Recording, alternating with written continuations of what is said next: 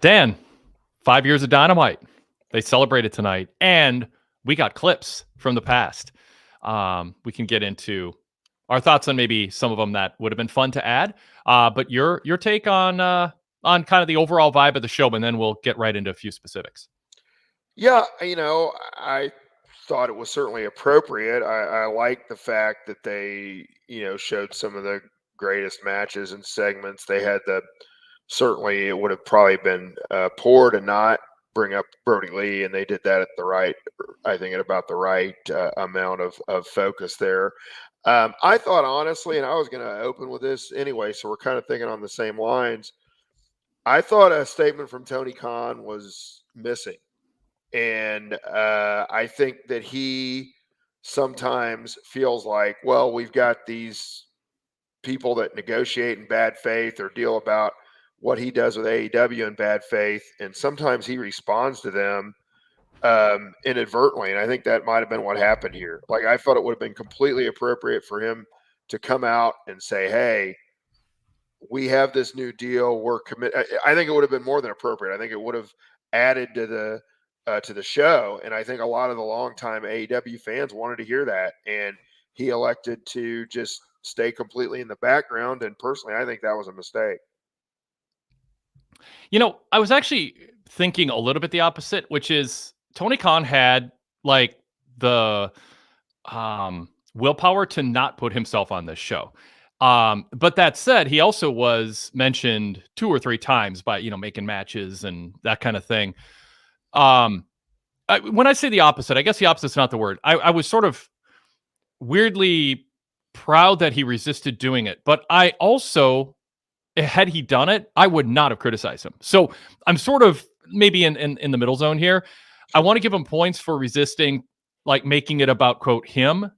And like you said, people may be saying, oh, Tony's making it about him. That isn't the right reason not to step out and do it. He's mentioned on TV so much. He's been a TV figure.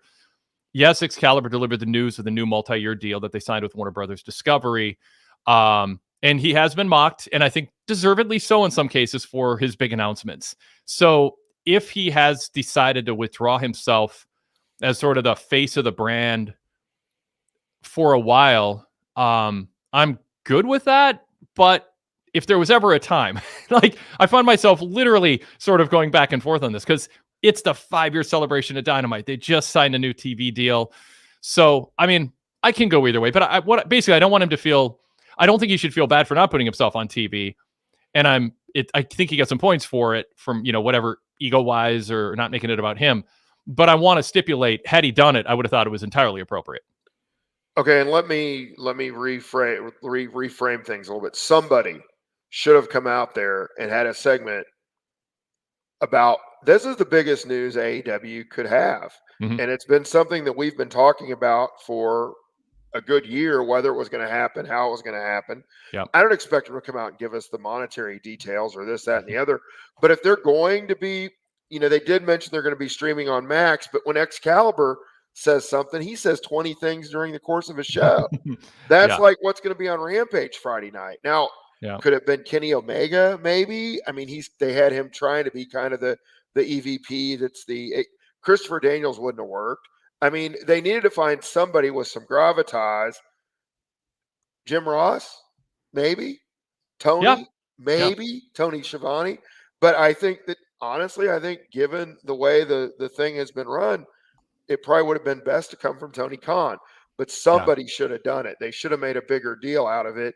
If nothing else, just to reward those people, and I'm not saying there's that many of them, but those people that are out there that are sick of all the grifters and the charlatans and the people that say things in bad faith about AEW, I think this would have been a nice moment for those fans to have somebody speak on their behalf and say, hey, we did this big thing, and we're here to stay. They said it. They got it across to some degree if you were paying attention, but I think this is a huge deal, and I don't think they stress it enough.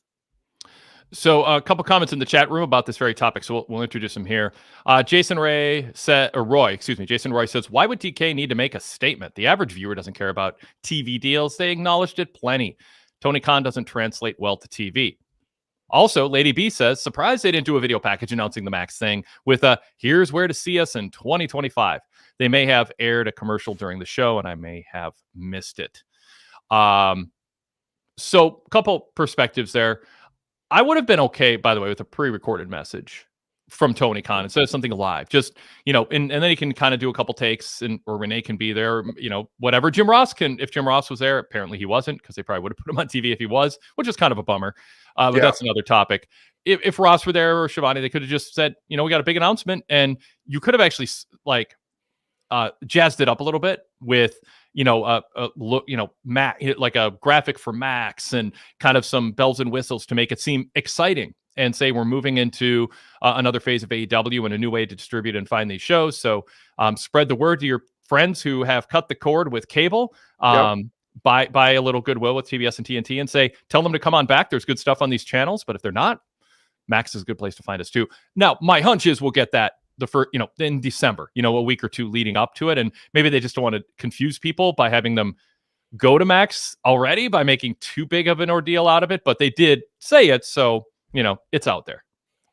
Sure. And I mean, I can't argue with, Tony is not the greatest television presence. I will submit to that for sure. But I don't know. I just would have liked to have seen it been treated more like the huge deal that it is. And I think that the fans understand that this is a company that's been out there trying to compete, and they've achieved a lot of their goals now, and it's something that that I think is a big deal. And my hunch is they had goals to have a bigger and better TV deal. But also we're probably nervous somewhere along the line, probably early on, that they would get less of a TV deal. This extended them. The press release did not put out details about how many years the deal was. There is a report. I want to give credit if I can remember or find it. Variety. No, it was even more detailed. I'm looking it up. Jason Paul over pressing.net had it. Sports Business Journal said it's a 3-year deal with an option on a fourth. Right. And that's the most specific I've seen. Now, I did mention on the Wade Keller hotline earlier for VIP members when I talked about this and analyzed it. I'm a little concerned there are some stories feeding off each other, where someone says it's 150 to 170, and then all of a sudden someone says it's 170, but they're really just feeding off a rumor from a message board. So I mean, I'm citing sources, but everything's anonymous. I kind of wish. I mean, it's not that big of a deal, but I can wish for it. I wish we got a hard number and some additional details from AEW and Warner Brothers in the press release, just going, it's a 3-year deal, 4th-year option. I mean, why not disclose it? If you're going to feed information kind of off on background and it's going to get out there, let people know what the real deal is. Now, all that said, Lady B noted in the chat, a lot of people just maybe don't care about the dollar stuff. She says WWE announced its TV changes, so that's normal, but many fans totally don't care about the TV deal and how much money the deal was, et cetera, but they do care about where to watch the show. And so to me, I just wanted the press release to have that kind of detail. But I agree, from a viewership standpoint, don't turn this into a Business Journal or Variety type announcement. Just say, and I don't have a big problem with what they did and how they did it. But it would have felt like a bigger deal if Tony Khan was standing in the ring, or even if there was a pre-taped announcement from him. Go ahead. Yeah. Well, and they had, it was just on social media, but they basically said there was going to be a big announcement on the show, on their social media pages. And again, I know the majority of the fans don't follow that, but you're kind of over promising when all it is just a typical Excalibur announcement, in my opinion. I do think, I teach the sports economics class, and I've been a subscriber to Sports Business Journal at different times. I mean, they're really strong reporters there. So that's going to be pretty credible, and I don't think they run off innuendo very. I just wouldn't expect that. Yeah. So I mean, their story repeated the puck number in their story. It said the deal is estimated to be valued at $170 million annually, including rights fees and other elements. WBD also keeps its equity stake in AEW, but the size was not disclosed. So that is right with what was reported by Puck, and that was an estimate that almost sounded like, well, I read something on a message board, is this close? And the source said you won't look bad, it's close. I mean, so I just say that cautiously because I haven't heard a number and nothing official has come out. And it's not meant to disparage the reporting, but I haven't seen anyone say we are told by multiple sources this deal is this. It's all these kind of things. I don't want to get too hung up on that. I want to talk more about Dynamite content tonight. Yeah. And then the speculating about the business stuff. We did a lot of that 2 weeks ago when the Puck story came out, and I think we have a lot of the same questions from the what we're hearing about this deal is, and what we know from the press release. Dynamite and Collision are going to air on TBS and TNT respectively. Still, we don't know if they're going to be 2 or 3 hour shows. I haven't seen a definitive report on that yet. And Rampage is going away, which makes me think one of them will gain an hour, but not necessarily. And then we're going to end up with the Dynamite and Collision also streaming on Max, not on delay, not on demand, but live. So you don't need cable to get. It's weird because come January, you don't need cable in order to watch Raw. You can have it on Netflix. Dynamite and Collision you can get on Max, and NXT, which did a big number on the highest end, I think, of people's expectations. Absolutely. We've got the details and stories up at PWTorch.com, so everybody go check it out. But yeah, they did really well on the CW. The only show you would miss out on is SmackDown right now in USA, among the major, the biggest shows drawing on average more than 100,000 people per week. Sorry, Impact. But I mean, even there, I think there's still a way to just get that online. So nevertheless, I mean, we are kind of entering an era starting in 2025 where you don't need cable to pretty much follow all the, all but SmackDown, all the first run wrestling shows.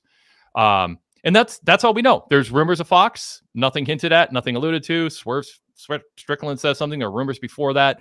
What's the name of the show they AEW Shockwave? Yeah, it's Star in my head, like Starcade. Shockwave. So that got trademarked, led to a lot of speculation. I'd be shocked if it's on Broadcast Fox, but that'd be huge news if they got an hour at any time. It could be 4 a.m. on Saturday night. It'll be a big story. I'm thinking more likely FS1 or maybe one of their streaming services they own. We'll see. Nothing came out yet. So I've said for months, I'm kind of done speculating based on little nuggets of hints of things from, people hearing something or just trying to make it seem like they're on top of the story.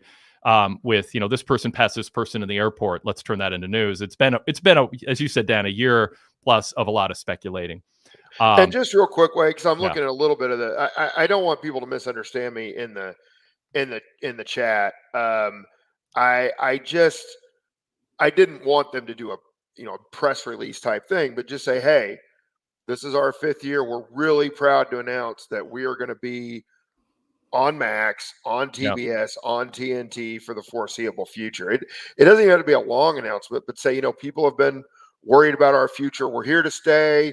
We're going to keep providing you what we feel is the best wrestling action in the world, rah, rah, whatever they want to say, and go from there. They shouldn't, there is no reason to talk about the money on television. Obviously that's not what I'm getting at. It doesn't even need to be, ostensibly like anything to do with the people that are critical of AEW, but I think it is a chance to give their fans something to get excited about, and again to just really focus on the fact that they are in it for the long haul, and they want the fans to stay with them. Yes, I do want to note before we go any further, Sammy Guevara was knocked out before the match in an ROH match taped before Dynamite. And we put a story up about that. Also, a female wrestler, her name was Kelly Madden, according to PW Insider. She also was knocked out. There is, I reached out to I don't know if no one's talking to me tonight because everyone's busy, or it's bad, or it just feels weird. I reached out to a bunch of people in AEW, and either people don't have information or they're not wanting to share it. I even texted Tony Khan about this and just said, people are nervous and want to know what happened with Sammy. He was tended to after he was landed on.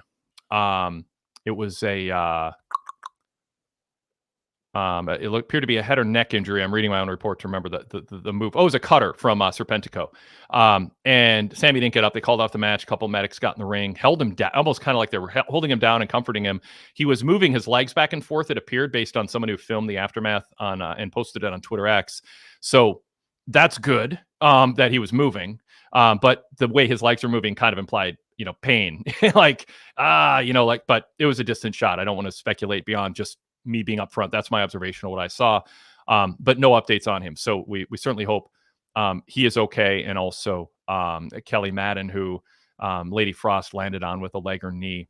Thanks to Tony D'Onofrio, PWTorch contributor, for messaging me as soon as that happened. We put the news up on PWTorch.com with that news, and I know a lot of other sources picked up on it after that, and the tweet went up from the person in attendance too. So if people want to get a little more details or see the video, we've got that posted in my story too.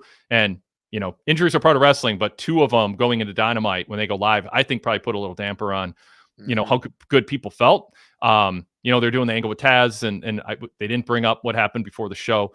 Not that I think they should have or needed to. It's just I'm stating they didn't. But you can imagine backstage if two people are taken out on stretchers, one of whom has been around, from day one.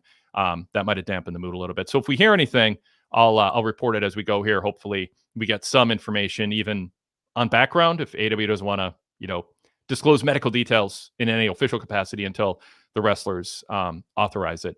We'll pass something along. It'd be great to hear Sammy was walking backstage with an ice pack. That's kind of what I'm hoping for, some news like that. Let's pause and formally introduce the show. Got a lot to talk about from this episode, some developments, some angles. Shelton Benjamin showing up. He's signed to AEW, a storyline with Taz. Oh, yeah. Danielson and Okada in their third match. 2 titles on the line. We'll talk about that. And then Ricochet and Ospreay, first time in the ring opposite each other in AEW one-on-one. This is a Wade Keller Pro Wrestling Post Show for Wednesday, October 2nd, 2024. I'm Wade Keller, the host of the show, the editor, publisher, and founder of the Pro Wrestling Torch weekly newsletter and the website PWTorch.com. We'll be celebrating 25 years since we launched at the end of this year. So that'll be kind of fun. 25 years of round-the-clock coverage. That was a very, very different shift in my professional life from taking a few days off, clocking out. Whatever happens, I can catch up with the paper copy newsletter. Actually, I was doing a 900 line for years before that, so it wasn't entirely a shock to the system, but it's a change. But anyway, we'll have more on that as things go on. But I also host podcasts, a lot of them, the Wade Keller Post Shows following Raw, Dynamite, and SmackDown. We stream a video version of it live on YouTube. Welcome to everybody watching us on YouTube. And also we post it on our podcast feed, which we've had for years. That's where most of you hear us. We built up a nice audience over the years on that. And but if you are listening to us on demand on our podcast feed, you're welcome to join us live and be part of the chat room. And if you're a VIP member or Patreon supporter, we include a link on our PWTorch Patreon page and also on in my TV reports that allows you to be a video caller. You can turn off your camera if you just want to be an audio caller, like our olden days calling in on Blog Talk, but you're invited to do that. Details always in my TV reports at PWTorchVIP.com or on the Patreon page if you're a supporter of us there. I also host the flagship, and yesterday Rich Fan joined me, and we talked for close to a couple hours about big news in wrestling, and also just gave our thoughts. Rather random, whatever came to mind. We just were shooting the breeze about the Vince McMahon Netflix documentary. Just there's so much to talk about. We could have gone on and on and on with just all kinds of random things. But one of the focuses was what was missing, what should have been in it, and we held ourselves accountable. What would we displace? Because it was 6 hours roughly. You can turn it into a 12-hour documentary, but what belonged in it, and what would we have taken out to make room for it? Because in spoiler alert, I think Vince McMahon's reputation for being a bully on and off camera is a big part to Jim Ross, to Howard Finkel. That was a theme of his booking, and I think they missed that if you're trying to get into what drove Vince McMahon's storytelling. Another thing Rich Fan brought up is just the portrayal of minorities. Over the years, they talked a little bit about the foreign menace in episode 1, but they didn't get into that. So that's a couple things we talked about. The flagship episode is free. It is not on YouTube. So if you're watching us on YouTube, you've got to subscribe to our podcast for that. But we certainly encourage you to do that. All you have to do is search Wade Keller in your podcast app. That includes Spotify, Apple Podcasts, or any other iOS or Android app. You can also stream it right from our PWTorch.com website. Search Wade Keller and subscribe. There's a Blue Logo show. That's the podcast with a weekly flagship that also right now features my nearly 2.5-hour interview with Tony Khan, recorded 5 years ago this week. The day before Dynamite debut, Tony Khan gave what might still be the longest interview he's ever done with a wrestling media member, close to 2.5 hours, going in depth. And it's fascinating to look back. We dropped part 1 on Monday, the first 80 minutes, and then we dropped part 2. the second 80 minutes tonight. That's going up. It might be up now. It will be soon if not. So search Wade Keller. That is Monday and Wednesday shows, and then Tuesday was our flagship. Lots of reasons to subscribe to that if you're not already, or hit refresh if you are subscribed, and be sure to check out that show. And then you'll see the red logo pop up when you search Wade Keller. That's our post shows that we're doing here. And obviously, I watch stuff on YouTube, but I also listen to podcasts. So sometimes it's easier to use a podcast format. So subscribe, and then you can listen when it's more convenient than turning on YouTube. Okay, so the other voice and face you see on the show is Dan Kuester. He is a PWTorch.com contributor and a good friend, and it's great that he is in regular rotation now on our post shows. And you didn't like reserve the 25th anniversary show far ahead of time, Dan, but it's great to have you on for it. Welcome to the co-host chair. Thank you, Wade. Yeah, when you suggested October 2nd as the next date to come on, as we got closer and closer, I kept saying, "Wow, okay, well, I'd be watching this live anyway for sure." So, Yeah. so less of a sacrifice, and always enjoy it. Longtime wrestling fan. We're about the same age. Watched wrestling. You've been a little more senior than me in terms of watching, but I go pretty far back and through the territories, and have kind of morphed into where I keep track, certainly every Wednesday on AEW, and then quite a bit of the other shows as well. So happy to be here, and always enjoy interacting with the callers and the emailers and all that. So look forward to it. I should say, if anybody happens to call in, I teach the sport economics class at Kansas State, and today we've been covering peculiar economics of professional sports. It's a 60-year-old article on competition in sports. And I was talking about outliers today that don't follow the expectations of this article. I talked about Live Golf. I talked about UFC, kind of the lawsuit, the Kung Lee lawsuit. And I talked about AEW. And we were discussing this. And it got toward the end of the hour. And one of my best students said, but I don't understand why people watch. Like, don't they know the matches are predetermined? And I said, of course, everybody's in on the show. But I said, do you go see Fast and the Furious? Do you go see a Batman movie? It's all about the execution and how it's done. But I told her, I said, I'd try to find a very short clip to show her and maybe the class as to why people watch this stuff. I was actually considering, I met Rich Fann at the Dallas show where Ricochet and Ospreay wrestled before WrestleMania 8 or 9 years ago. I don't know, it's 7, 8 years ago, whatever it was. And I was thinking about maybe showing a quick clip of that. But if anyone wants to help me help the class learn a little bit more about pro wrestling, you don't have to comment on it. But if you have one, you're in the chat, let me know, because I just said, I'm going to see if I can come up with something for Friday that I can just show you.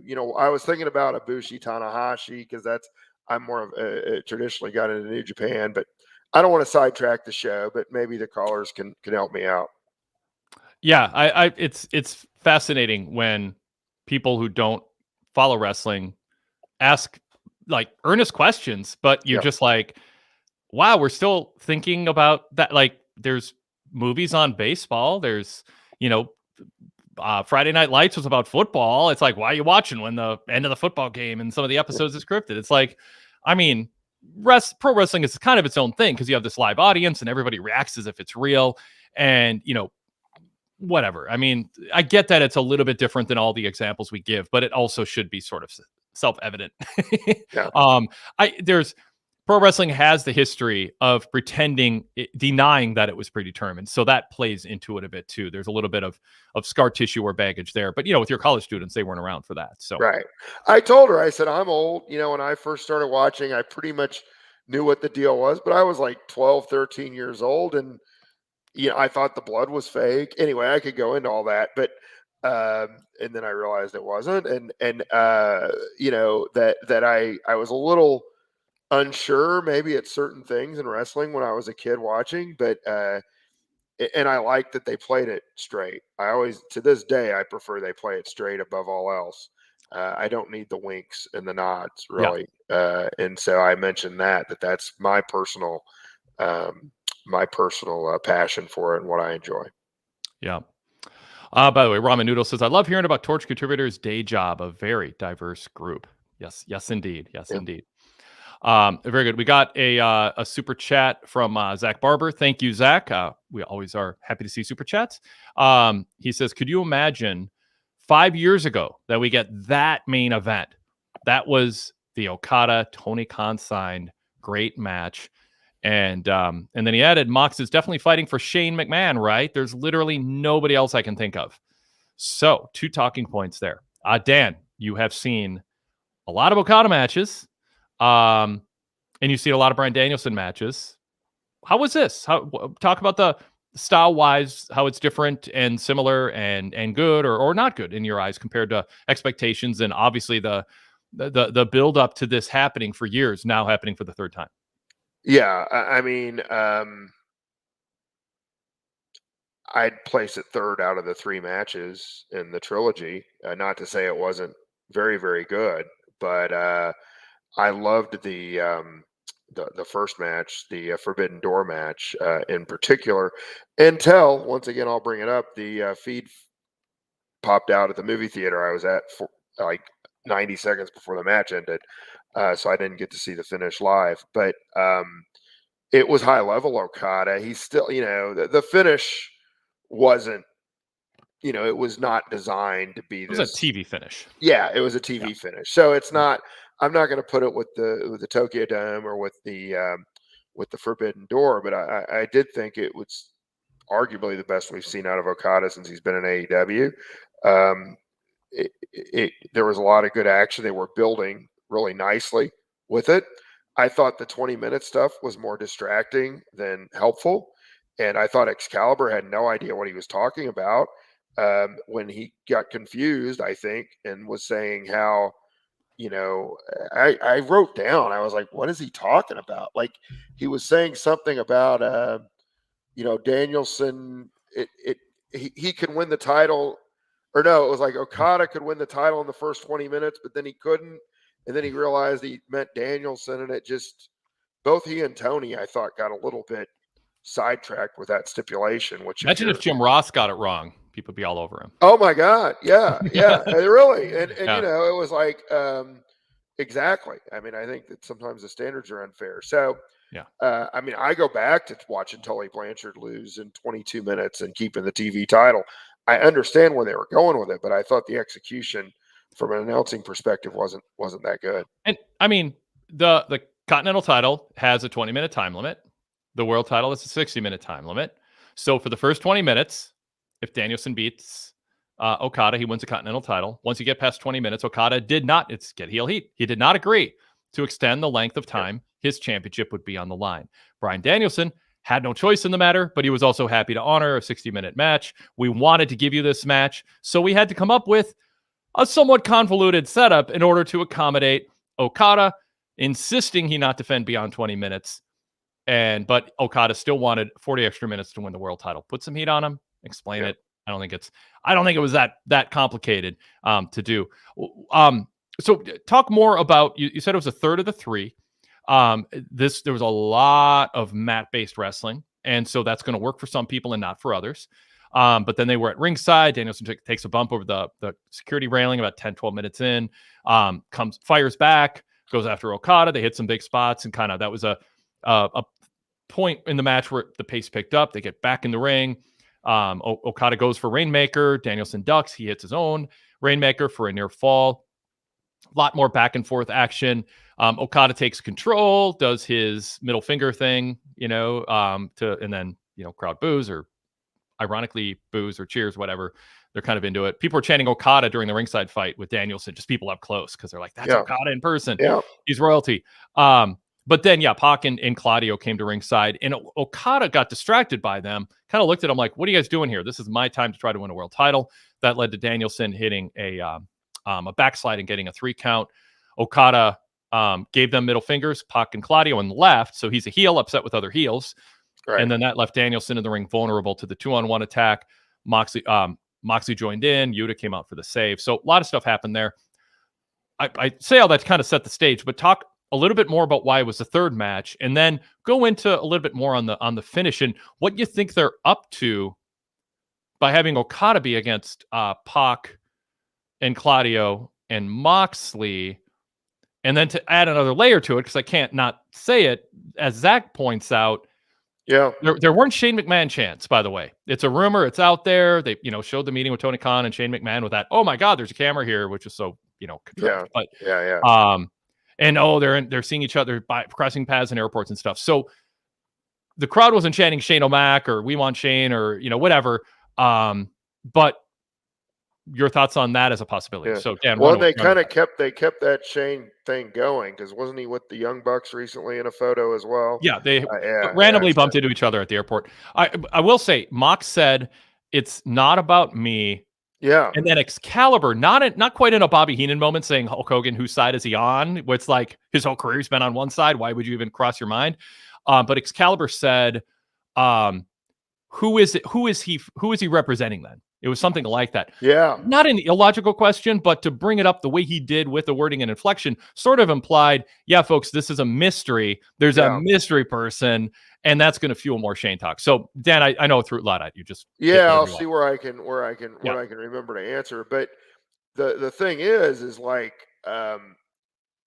it could, to me, until Excalibur said that, it could just be weird heel John Moxley justifying what he's doing, and he is all about himself. There's no reason to think, watching as a fan, that he's necessarily representing, some outside force necessarily. And so, yeah, I agree with what you said about, and whether they want us thinking that or not this early, I don't know. Again, because Excalibur, I really was like distracted by the stuff he was talking about, how Okada had to win in 20 minutes when he didn't early on in the match. I don't mean to keep repeating myself on that. Also, there was that pile driver on the chair, which, with the Danielson neck stuff, led to the story of the match as well. Your first question was, why did I prefer the other matches over this one? I mean, they were just more main event Okada, I guess. New Japan Okada, particularly the first match. And Danielson was kind of the plucky underdog in the first match that won, which was, to me, a bit of a shocker there at first. And it was just that dream match more that you only get one first dream match, I guess. The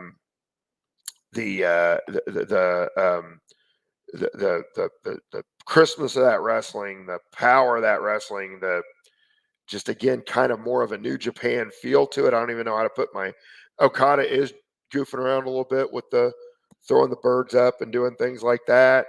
And I'm trying to keep up with these comments on the screen. And it just, to me, felt more I'll read all the comments soon, Dan. So don't let that screw up your thoughts. It felt more like the ultimate dream match, that first match. I really do. I mean, again, I went to a movie theater to see it. There were 100 of us in there, just really going crazy about the match, going back and forth on who was going to win. So that's not their fault that I'm sitting here on my couch watching it tonight. But it just, the entire thing was just, one of the biggest matches I've ever really seen as far as a dream match goes from my perspective. So it's going to be tough to beat that one. Yeah. So are you for or against a Shane McMahon reveal? Does that work for you? If is that like, even if it isn't a great fit, is it a big enough deal to get a Shane McMahon, fresh off the Netflix documentary, to show up and be part of a storyline? Is he a good enough performer, a big enough name? Or do you think a lot of AEW fans kind of roll their eyes and go, it's just another, I mean, it's not just another WWE cast off, but AEW has a lot of them. Yeah. And, there is something about it that sort of feels like, can you guys just tell your own story and not glom off of, it's kind of what TNA did. They had their own people, but there's a lot of things they tried to bring over.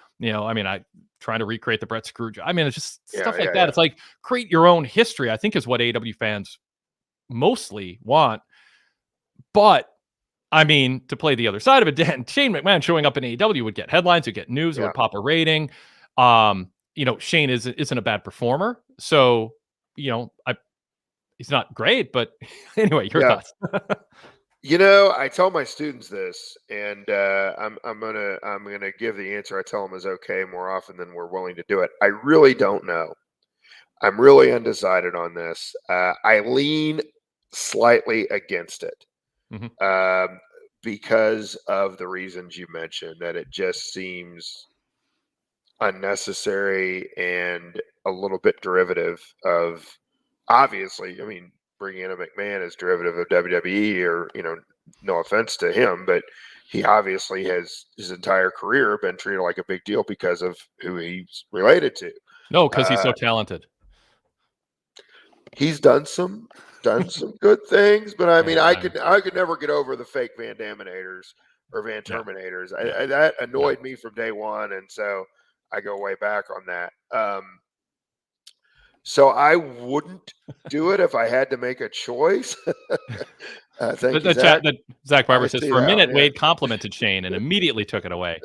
Yes, Yeah, I'm guilty. and so I've enjoyed some of Shane's stuff over the years. I don't have a huge bias one way or the other by any means, but Dan, yeah, I don't get don't. me started. Shane McMahon, as the son of the promoter, wore sneakers in the ring, glommed everybody's moves in a promotion where everyone respected other people's signature moves, had fantasy camp wrestling every time he went in the ring, and had main event stars sell for him because he was a McMahon. It is inexcusable, other than the fact that, unfortunately, a lot of fans cheered it happening. And that's the justification for it. But come on, there's no justification for the son of the promoter glomming everyone's moves, not just a Van Daminator, and then having main event wrestlers when he pops in, does all these big spots, then gets to go back to not wrestling full time on the road when everyone's on the road 200 plus days a year. He gets to go in and have these fantasy camp matches with actual like trained full time good wrestlers who know how to throw a punch and also respect other people's moves. There's my Shane rant. And I don't know. However, Yes. the pro Shane argument is, right or wrong, that has built him up a certain amount of credibility with a certain type of fan. So, we can't go back and correct those actions WWE made. The question becomes, is it worth it for AEW to try and take advantage of that and the reputation he's built up, possibly completely wrongly? I'm not going to argue with that. I'm not here, Dan, to say it's bad business. I'm here to Right. shame fans for saying it's okay and not. I'm shaming people for cheering him. I'm shaming people for making excuses for him and saying, well, since he got to play by a different set of rules and different standards and he got overdoing it, we should just let him roll with it. No, let's keep fighting it. It was not cool. I guess maybe, that documentary, I think if there's a sympathetic figure in it, it might be Shane. I have not seen the documentary yet, to be honest, but I've seen clips and I've followed what people have covered on it. So, he seems like a pretty nice guy anyway. So I guess if you made me vote, I'd say let's move in a different direction. But I understand the reasons for bringing him in if they chose to do it, and if they do it, they need to do it. Like, you don't want to make it some mid-card, nothing happening thing. So I guess if they're going to bring him in, having him be the guy behind Moxley, which is the top act right now, you've got to go all in on it if you're going to do it. So I do understand that prerogative, but I would pass, I guess, if I had to make a decision.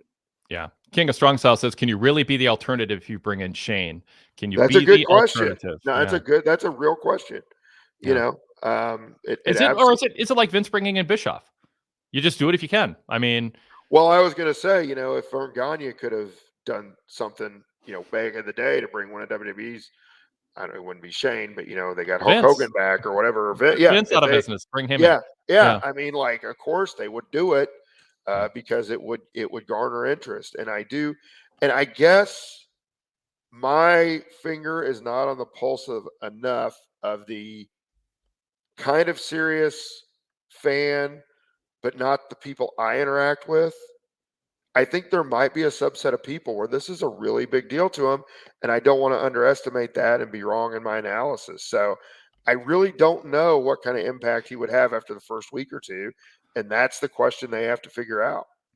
There was a lot less hot-shotting in wrestling before the Monday Night War, and then a lot of people got addicted to that drug, especially when the internet gave them that sugar rush and that instant gratification of, I got a bunch of attention tonight, I got my dopamine rush, and a lot of bookers fell victim to it. The question isn't whether Shane would pop a rating and get a lot of buzz.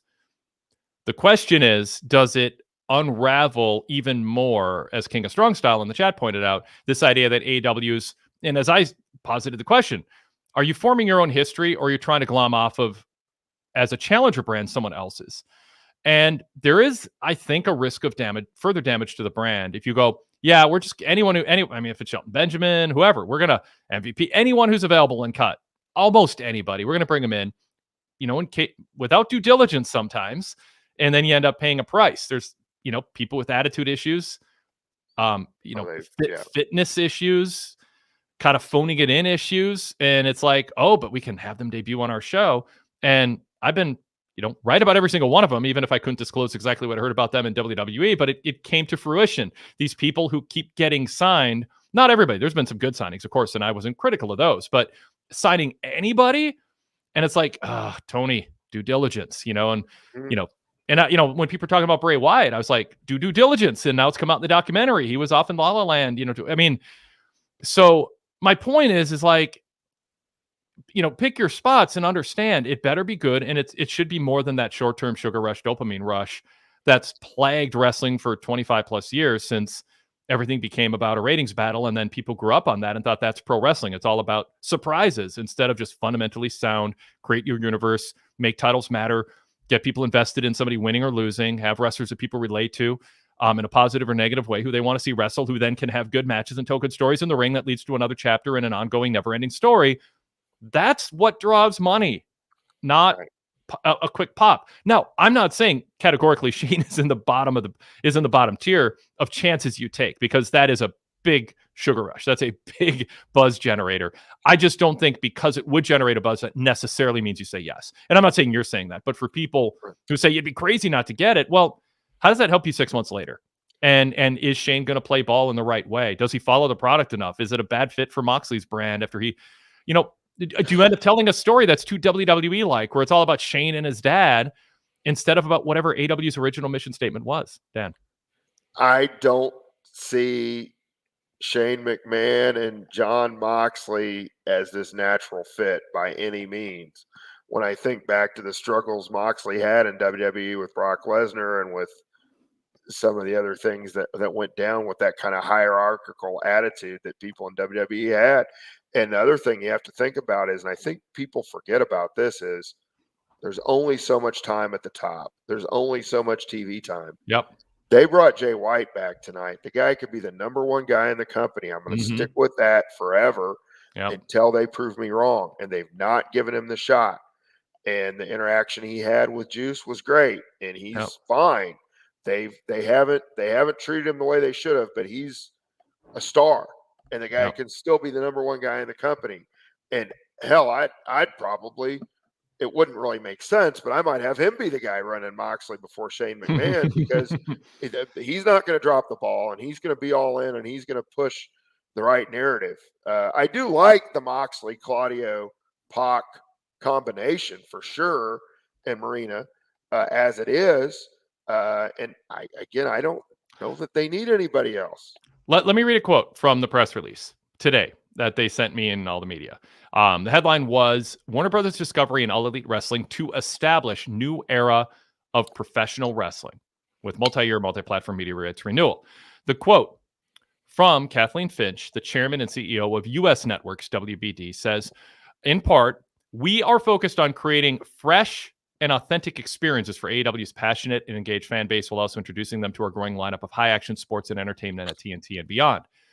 Is Shane McMahon fresh? Authentic, I don't, know what that means, how to phrase that. But, your brand, and you go back to their original mission statement, it's about a sports vibe. They called it a league, not an organization or a federation or a promotion.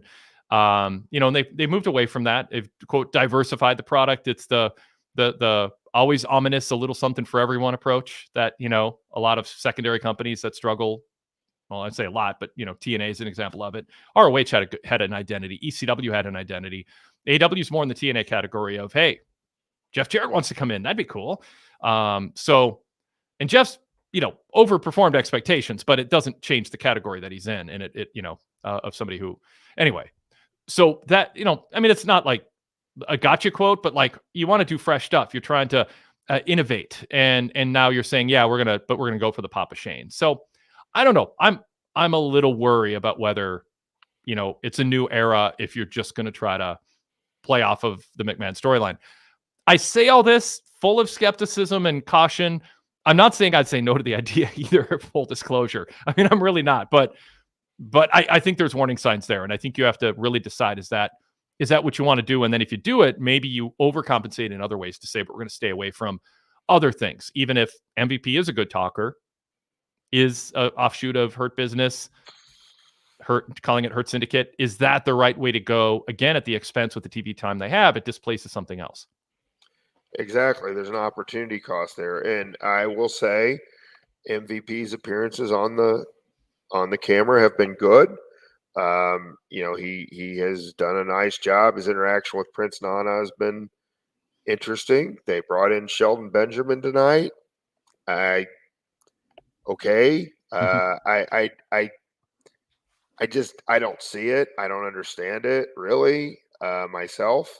And some people may go after me. I know he's a good performer. I know he's done well in the past, but they have a lot of good performers. They have younger guys and folks that haven't been on national television quite as much and have been kind of through a career path, for lack of a better term. So, yeah, I mean, I would like to see a little more actual ROH type with a budget and even better talent. Yeah, I don't better talent. But with people that have not been exposed as much and give people their. I'd rather see somebody not ready fail than somebody that's been on my TV for 15 years if they are going to fail. I'd much rather see the hits and misses of people that are they're taking a shot on somebody that has a certain different type of charisma than somebody that's really been on TV. GWF ESPN 1992 says Shane McMahon versus Will Ospreay would be the dumbest fun match ever. I agree with part of that. No, I mean, it would be, it'd be hard not to be good with Ospreay in there. I mean, I think he can work around a lot. So, well, King of Strong Style says it'd be an uphill battle. Shane is 54 years old and beat up. Like, what can he really do that we haven't seen? I don't like it. Last time we saw him in the ring, he tried to do things he could do in his 30s, and he found out what happens when you're in your 50s and put on some weight and maybe don't train as hard and still think you can do it. Not a personal trainer. I certainly don't see him as any sort of a performer. I wouldn't think that.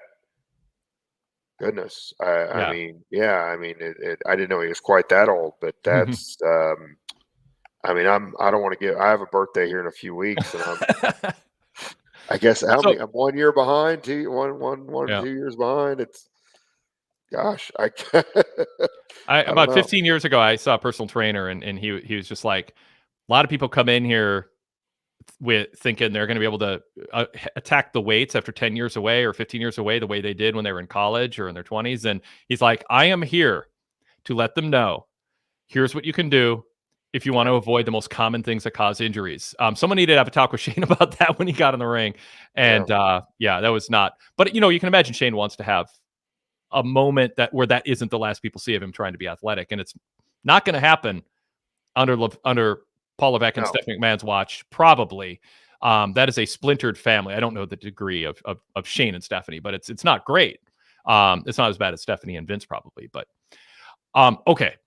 Zach Barber, by the way, jumps in. Wade's rivalry with Shane is one of my favorite things about the Torch, though. So yeah, I mean, I have fun with it, but I'm not insincere in saying I think he was. I couldn't argue with anything you brought up. I mean, like I said, the first thing was that Van Daminator. I thought, you got to be kidding me, and then it continued, and I probably started watching less WWE partially because of it. So, and I feel bad not to extend this Shane thing too much, but who's going to give Shane honest feedback? And first of all, he's a nice guy. People genuinely like him. Yeah. Some people, and that is worth something if you're going to bring somebody into that locker room. Well, what I'm about, but Dan, what I'm in the middle of saying might change what you're saying. Okay. There are people who have found him to be the more likable McMahon, who have been around him more recently and saying he's changed quite a bit. And they don't know what happened to him. So the documentary cites him being a nice guy. It's anecdotal, but people who've known him a while go, something different about him now. He's a little less likable. So it didn't take a large sample size, but multiple people have kind of said that too. So I say with due diligence, make sure you don't have a guy who comes in and just goes, I'm a McMahon, I'm the ageless frat boy, and here's what I'm going to do. And in all honesty, nobody will tell you that Shane has come up with a booking idea that they thought was anything but ridiculous over the years, concept wise, booking wise. As soon as Shane leaves huddles, people roll their eyes and go, "Oh my God, we got to figure out how to cut this off from making errors." So, I'm sorry. I have my worries about Shane coming in and thinking he's a big shot. I hear he's not as, quote, affable and nice and disarming as he used to be. And then he might think, this is AEW, I'm a McMahon, I'm going to run things. So there's a lot of potential potholes here. Yeah, that could come up. Okay, one defense, because I threw Shelton Benjamin's name out there. Ramen Noodle says, Shelton's being undersold here. This is a work rate company. I have faith he could really surprise some people. Now, what do you think of Shelton as a wrestler? Well, Wade, here's the thing that I want to be fair to him. I don't want to say that he can't have good matches at this point. I saw him at Waterloo not that long ago, and he was quite good. Still with some of the untrained folks. I think it was one of their tournaments they did. So I don't mean to be, but they would have been making a mistake bringing Christian Cage in if Christian Cage wasn't so entertaining. And it's just people that have had that level of experience and traction or tread in WWE. I don't think they need that type of performer at this point, unless. And I was kind of this way when they brought Christian Cage in, not to the same degree, and I was wrong. Christian Cage has been awesome. I mean, the guy is entertaining as anything on that program. But Sheldon has never been, somebody that really does a great job of doing his own shtick or his own interviews and things like that. I don't dispute he can't have a good match, maybe even above what we would consider good. But, he's not Bryan Danielson either. And they have enough talented guys. I don't see it. I don't see it. I think it's taking up space for people that can either sink or swim and be unproven. And if they swim, they're going to do more to bring people into watching AEW. They're going to be new viewers than somebody that's been on WWE off and on for at least 15 years. He's Shelton is 2 years older than AJ Styles, and everyone's talking about when is AJ going to retire. Doesn't have the mileage AJ does, but he's turning 50 next year. He's not that much younger than Chris Jericho. He's probably taken better care of himself than Jericho has. He hasn't had led a double life as a indulgent rock star, living the rock star lifestyle, and but he's a good athlete. But again, a guy going on 50 years old when what was when we talk about 5 years of Dynamite, one of the great things about Dynamite early on was, you're bringing in Kenny Omega from Japan and the Bucks from PWG and the indie circuit in ROH, and Cody Rhodes is a cast off, but this legendary figure who left the security, but also the frustration of WWE limiting him, and really carved out his own path and proved, he could survive without, it's like he went off and did his own thing and proved himself in a lot of different areas, and was obviously a big part of the launch of the genesis of AEW. But then what people were even more excited about, Dan, was Sammy Guevara, MJF, Darby Allin, eventually Jack Perry, Britt Baker, and people that have not been on the national stage. And exactly. You know who else was really over when AEW started that we forget about, but I was thinking about it when I was watching the little private party thing about the Bucks and that tag team tournament? Who? SCU. SCU was super over when AEW launched. And I don't mean the fact that he's African American, but I'd much rather they push and stop Scorpio Sky all the time. Like, why, if they are, they are looking for people, that historically that group has been more African American guys. Why not have Scorpio Sky instead? Like, it sounds really terrible to say it that way. I don't mean to make it sound like it's, based on race, but I'm just saying he's a guy that I keep wondering, where is he? And maybe there's something I don't know, but like they push him on when they brought back Collision and then they forget about him. And like, to me, that guy could still be a star. Like, he's done really well when he's had the opportunity. And I know he's older than you might think, but I don't think he's, nearly as old as Sheldon. He's 41. Yeah. I mean, look at it from a so different perspective. I will say I think you're overrating over SCU, where I felt it was like an indie-rific gimmick that crowds that were attending AEW were familiar with, and I didn't think it was really worth the time they gave to it, and I wouldn't want them to bring it back, so I'm going to push back on that. Well, no, And it's over now. yeah, it's over Obviously, now. yeah, But you're when you talk about like things in AEW that were over due to the indie scene, and like the thing that and this is actually a good example. AEW was everything was over in AEW to different degrees, but yeah. everything was because people were so excited. There's a product that Vince McMahon is in control of on national cable. We got 10,000 plus people in these major arenas, and people are going to start hearing it because we're putting up our 5 years ago AEW post shows now every week, so people can march through our coverage of it, relive it, or hear it for the first time as part of their podcast schedule each week. And that's on the Wade Keller Pro Wrestling post show, ad-free version on with a VIP or Patreon membership. And everything was over with AEW crowds because people would cheer and pop for anything. And you had these bellwether fans who knew who different gimmicks were in AEW, and they were super into it. And then it made everyone else think, well, this must be great because everyone else is into it. They're kind of losing that now. I mean, Jericho says, I want ROH title shot against Mark Briscoe, and it was just dead quiet.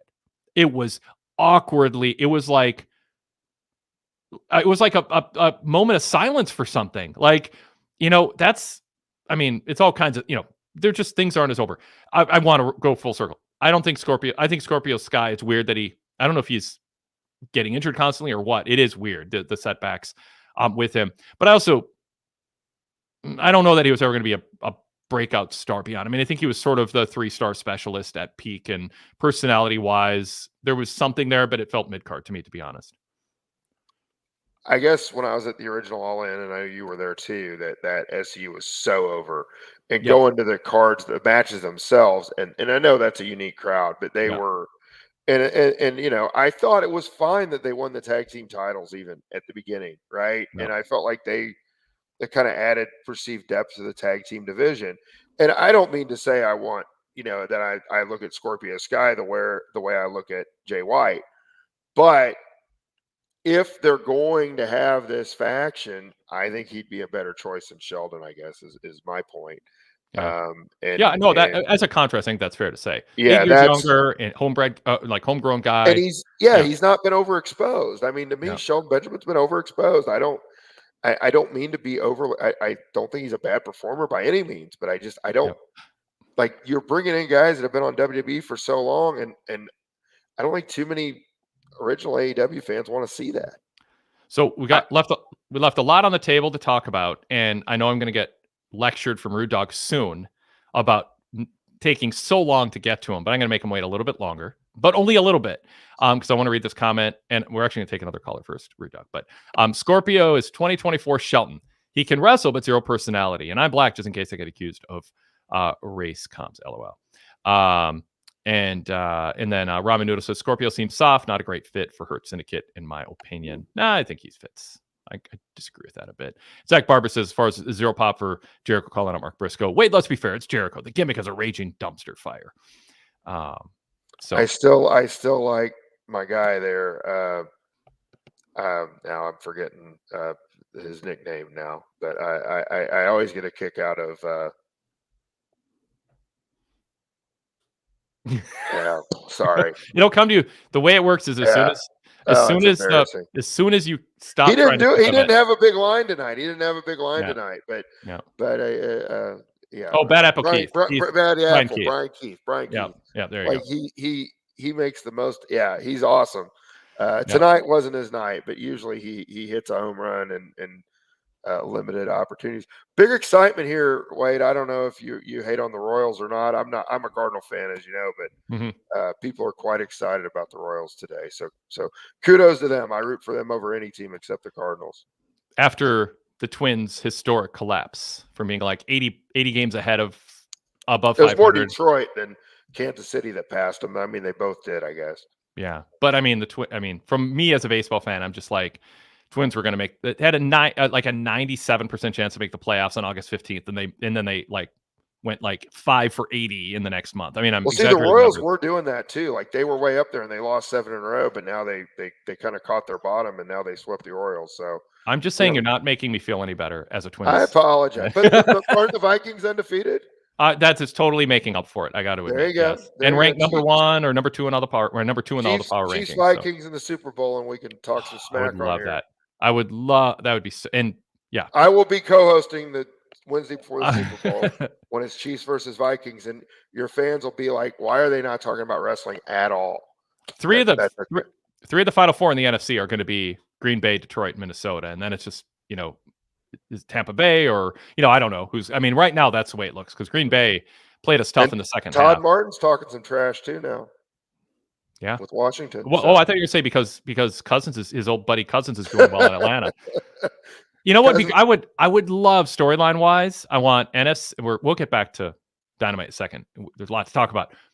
Packers Lions in one game in the conference semifinals, and then Vikings and the Falcons. And you Yep, got with Cousins. Cousins. Yeah. Yep, against the Vikings. Then go Vikings against Detroit or Green Bay, whatever. And When the Chiefs were playing the Falcons, I'm like, I'm listening to Todd. I think the Chiefs can. I don't think Cousins can do it to us. I know he just did it to the Saints, but I was like, there we go. Sorry, Ramanudo Ramen. says, Eagles fan here. Let's drop the football, talk it back to wrestling. I agree. All right. Let's go to our first caller of the day, Kenny. Kenny O'Sale joining us. Kenny, welcome. What's on your mind about Dynamite tonight? Hey, Wade, can you hear me pretty good? Yeah, almost too good. You're almost too loud for us. Oh, okay. I'll try to lower it down a little bit. But yeah.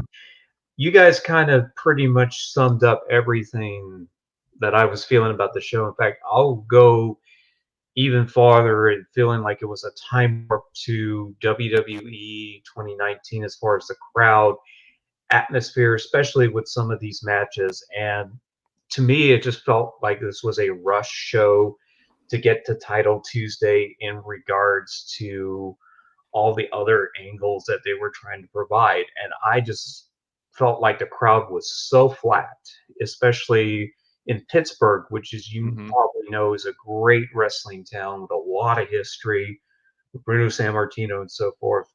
And it just felt dead. And it was sad because I really was keen on that Okada Danielson match to see if it would lift the crowd up. And it didn't really felt going. And I was really, to me, it felt more disappointed. It just felt like watching WWE from 5 years ago where they were just rushing a bunch of stuff to get on to something else. It just really didn't feel as special. And then on top of that, like you said, the way they didn't really make a big deal. I mean, especially since it was all that Tony Khan was hyping about. Oh, we got to get this deal done. And it's going to be the future. And that's just what it feels like. AEW just feels flat. It's not dead.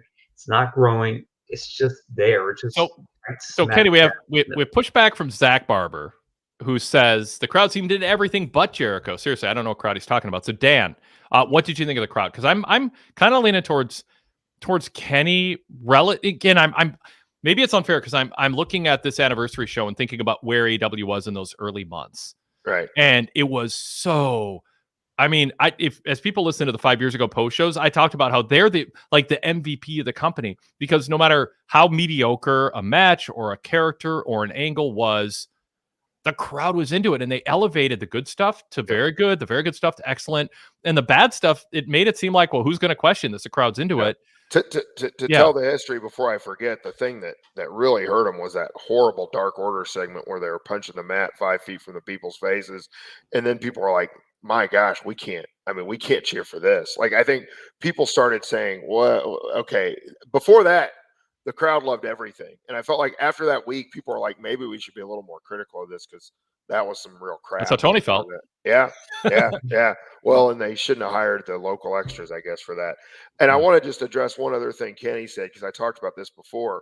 One of the reasons I was so strong on having Tony Khan come out and give an announcement is, as you mentioned, I think, Wade, his last announcement was, we're going to sell tickets for Wembley.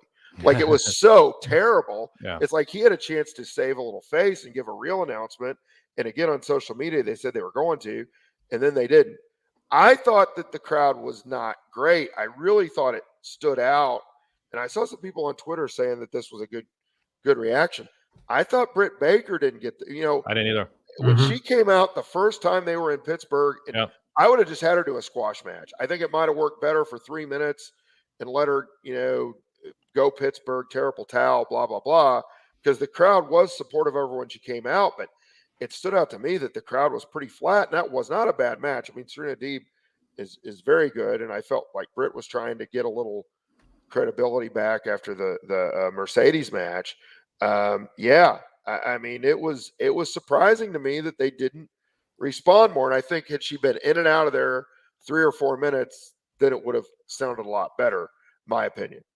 And I just think they need to do a better job with the women's division. There's a lot of moving parts with characters that people aren't super invested in. I mean, I think the top tier, the top 20% AEW fans who devour everything they do, there's some things to sink your teeth into now in the women's division, but it's not AEW's strength to bring the next 80% into it. You know, that's just not their strength. What did Excalibur say tonight where he's talking about, he talked about Britt Baker's finisher, and he said she's a dentist and she knows where the nerves are, and that's why her finisher hurts more than the average person sticking their fingers in someone's mouth. I like that. Reintroduce periodically the foundation of who these people are and their characters. Don't assume knowledge. And I use a Jim Cornette example when they brought him into the WWF when Vince did in the Attitude. Like, they didn't talk about he's a mama's boy, he's funded by a rich mom, he likes to play tennis, and he's not an athlete, he's a terrible athlete, but he's got a really good manipulative mind, and wrestlers he signs wrestlers and pays them a lot of money to let him be his action figures in the ring. And like, they never told the Cornette story. They just relied on his high-pitched voice cutting the same old promos that were top-tier promos, but without the context, it didn't mean anything. So this has been an issue with AEW forever, is you're going to have the people buying tickets popping and making you think, the second million, I got to say that I've got to come up with a new phrase now, the bottom 80% of fans who aren't as into the product as the top 20%, they, to differing degrees, need to be brought into it with reminders and not like patronizing hand-holding where it's just turning off the hardcores, but you can slip stuff in like that. And Excalibur tonight, I thought that was a good example of what I look for more often, is just remind us a little bit more often of this stuff. And what the backstory of some of these people are. I liked recounting Okada Danielson's history and not just assuming everyone has, 100% recall of their match, and talking about it down. They talked about, didn't Nigel say, the king of tournaments? And so Yes. do that more which often. Which is more planting seeds for the Continental Classic, which is fine. I mean, absolutely. It's fine to build stuff for what's going to be coming up in a few months. I will say this also, and I meant to look this up because I'm going to be on the show. I forget who bit their way out of the lockjaw in Britt's match. Was it Mercedes? I don't think so, but maybe it was. I feel like that did some damage to the move, though. I mean, I'm sitting there watching it thinking, well, we've seen it countered now, and I mean, she wanted to reestablish it tonight, which I suppose is fine, but yeah. And I think the idea should be, you should acknowledge the obvious, which is when people see this move, the lockjaw, they think all the opponent has to do is bite down on it. But the thing with Britt Baker is, and I love when things like this get explained, give us the backstory. Yeah. The thing with Britt Baker is she waits until her opponent is incapacitated. She surprises them with the lockjaw, and she goes right for the nerve that incapacitates the jaw muscles. You can totally explain it. It doesn't have to make any sense, any more sense than the Iron Claw did. Exactly. But it's good enough. You give someone a story to believe in, and you respect the fans, not disrespect. You respect them with an explanation that's plausible within their universe. Kenny, back to you. Oh, yeah. And also, you were talking about revisiting history. They showed the clip from that match with her and Thunder Rosa from 3 years ago. And that is really good stuff to remind people about how much of an impact she has had in the women's division, regardless of all the recent controversies she's had with MJF and so forth. It was good to remind people that, hey, Thunder Rosa has wrestled at AEW. As a reminder, we got to get people to know that this person wrestled in AEW. Obviously, we're not going to see anything from CM Punk for obvious reasons, but it was nice to incorporate people that had wrestled there in the past, including Private Party and SCU. And I'm hopeful they'll do something with the tag team division, because the Young Bucks, in a lot of ways, and I just kind of miss seeing them on TV on the episode. I may have seen them for a little bit. It just feels strange that they're getting the Brock Lesnar treatment and not really just showing up. And it just feels strange seeing all these people there, like Britt Baker, having a match, and it just come across flat. But then Mercedes Moné has like this promo of some sort. Just this inconsistency is where they feel like we got to rush, but then you have an overrun. Maybe you could have pushed it for 3 hours. After all, 5-year anniversary, you could have done a lot more. And I was just felt like they were just rushing these things in these matches, and it just then some of them had room to breathe, like Ricochet match with Will Ospreay obviously had room to breathe, but I felt like the Britt Baker match should have had maybe a little bit more time. You could have sold more and then get into another angle. And this just feels strange knowing that where are they going to go with some of these wrestlers, and especially with Britt Baker in particular, since she's just come back. Where are they going to go? I mean, obviously, can't really put her back with Mercedes. I mean, you could, but she's kind of like in. Do you feel like she's in sort of like a cross, like in the stuck in the middle type situation, as far as where she stands in AEW and in the women's division in general? I think Britt Baker has to reprove herself. I just think that's where she is. I think she's living on something that happened 4 years ago, give or take. And I think people are kind of, you got Mercedes Moné, you've got Toni Storm, you've got Mariah May. I mean, there's like been an influx of wrestlers who are, I think, more interesting to fans and more polished in the ring, and they're new, they're fresher. And I think, Baker's been on and off, and some of it's, it's just injuries and not her fault, but sometimes injuries can be, no one wishes it to happen to them, but you can get a lot of momentum coming out of an injury layoff that can almost make things better off than you would have been. And that hasn't happened. And it's on her. It's also just sort of some limitations she always had. She kind of got over almost by accident. And I mean, she's never been a top, in the top tier of women workers, but there was a personality there. And for whatever reason, I think she's kind of gone into almost a little bit like, I always go to the Ted DiBiase mode where in Win South, Dan, he was so good. Like it's this real grounded villain. And then he got to WWF and it was like, ha ha ha ha ha, the fake laugh. It's like, Ron Simmons with damn. And it's just like, you start leaning on stuff and it's like DMD. And she just seems sort of like, I should still be over because remember 4 years ago. And it's like, work hard, come up with new stuff, cut a really good promo. And then also, and this applies to, and I say this with the humility of being someone who couldn't hit the ropes or take a bump, but as an observer, you're putting yourself out there. You want people to pay to see you. Watch your matches back and watch it with an audience of 3 or 4 people you respect and tell them, what should I be doing and what should I take out of my repertoire? Like, you get to choose what you do in the ring. You don't have to do things that don't look good when you do them. And, just because Adam Cole does super kicks, Britt Baker shouldn't be doing super kicks. They almost always look awful. And every good wrestler goes through and goes, well, I'm not good at that, but I'm good at this. And so, I don't know, just look like you're not resting on your laurels. And honestly, Britt seems like she makes news about locker room controversies more than she does stellar standout promos and matches. Dan?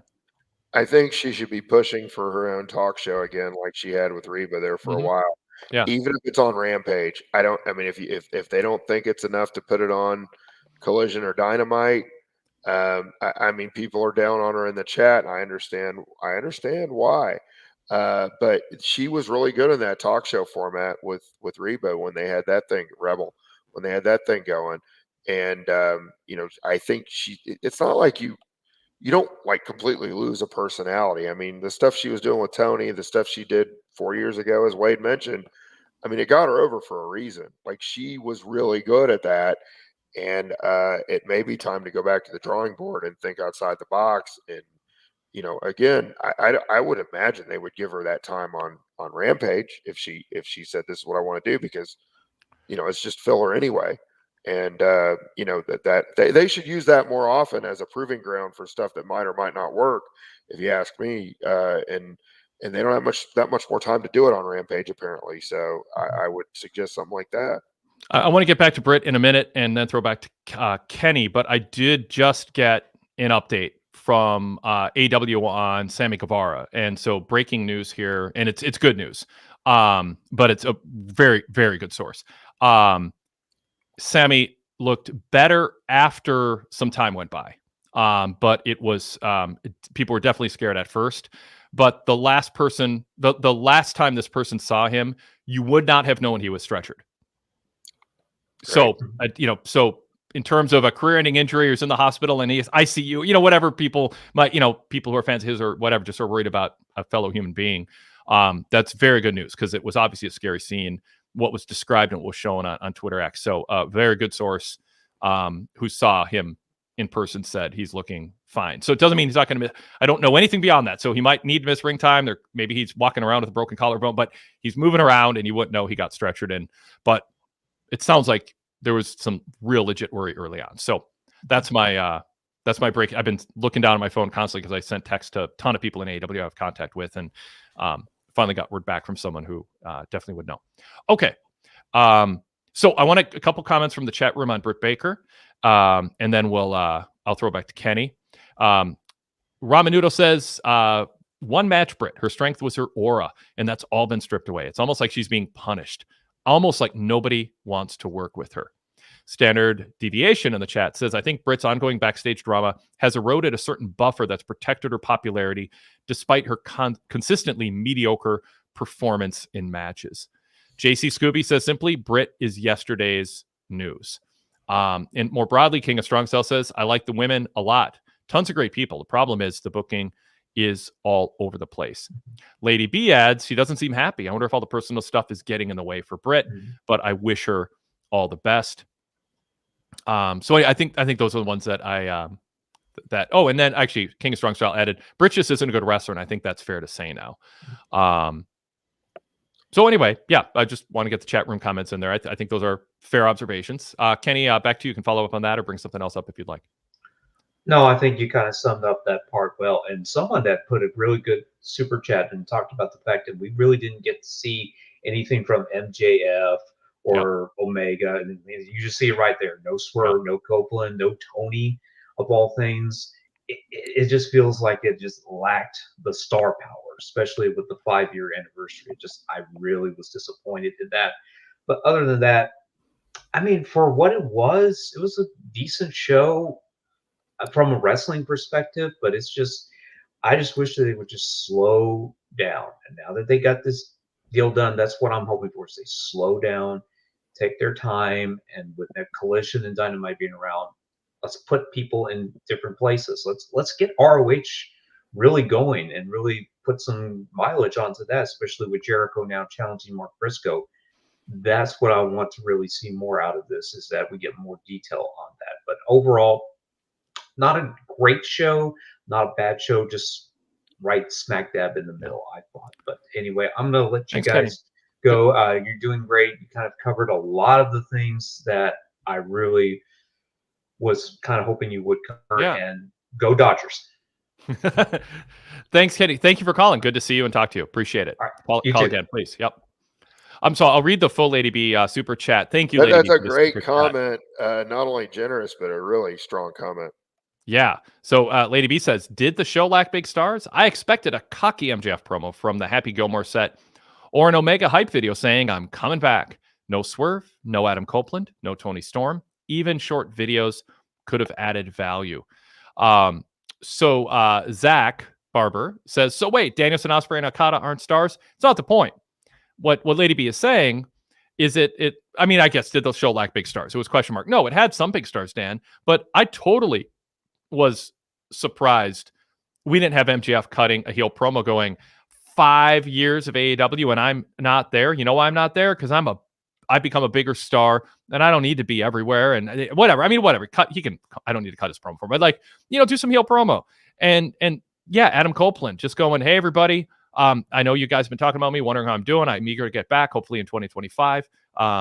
Maybe sooner, wink, not, whatever. I mean, generic stuff, absolutely. If you watch a Raw Anniversary show, with it, they really promote. It's like, wow, they put all these people on here, and it's an abundance of riches. And especially out of all Lady B's comments, Tony did some really cool stuff over the weekend in Stardom, where they're kind of advancing this deal with Mariah, and yeah, absolutely, they should have shown some of that. I mean, I know they would have the ability to show Stardom footage, and they wouldn't have to do all those people that she mentioned, but they could have, and several of them would have added to the show. And again, a 30-second clip would go a long way. Now, let me say one thing that I think was potentially maybe the highlight of the entire program was Darby's interview.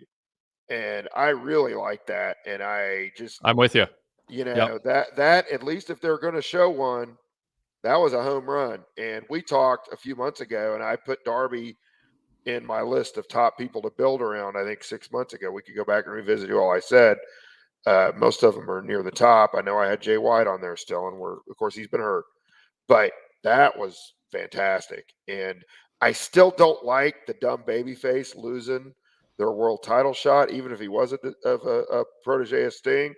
But at least they are addressing it, Yeah. and they're making it logical, and it makes you like Darby even more. It doesn't make Yes. you think this idiot. You think, okay, this brave guy that's not going to take crap from anybody, I can get behind this guy. Darby has turned into one of the better promos in AEW, and I love that he doesn't yell. I mean, I think there was a time to yell, but too many wrestlers yelled. It's the same thing as saying bitch all the time. It's like it loses its novelty. We had to reset the bitch meter twice tonight with wrestlers cutting them in promos, or saying it in promos.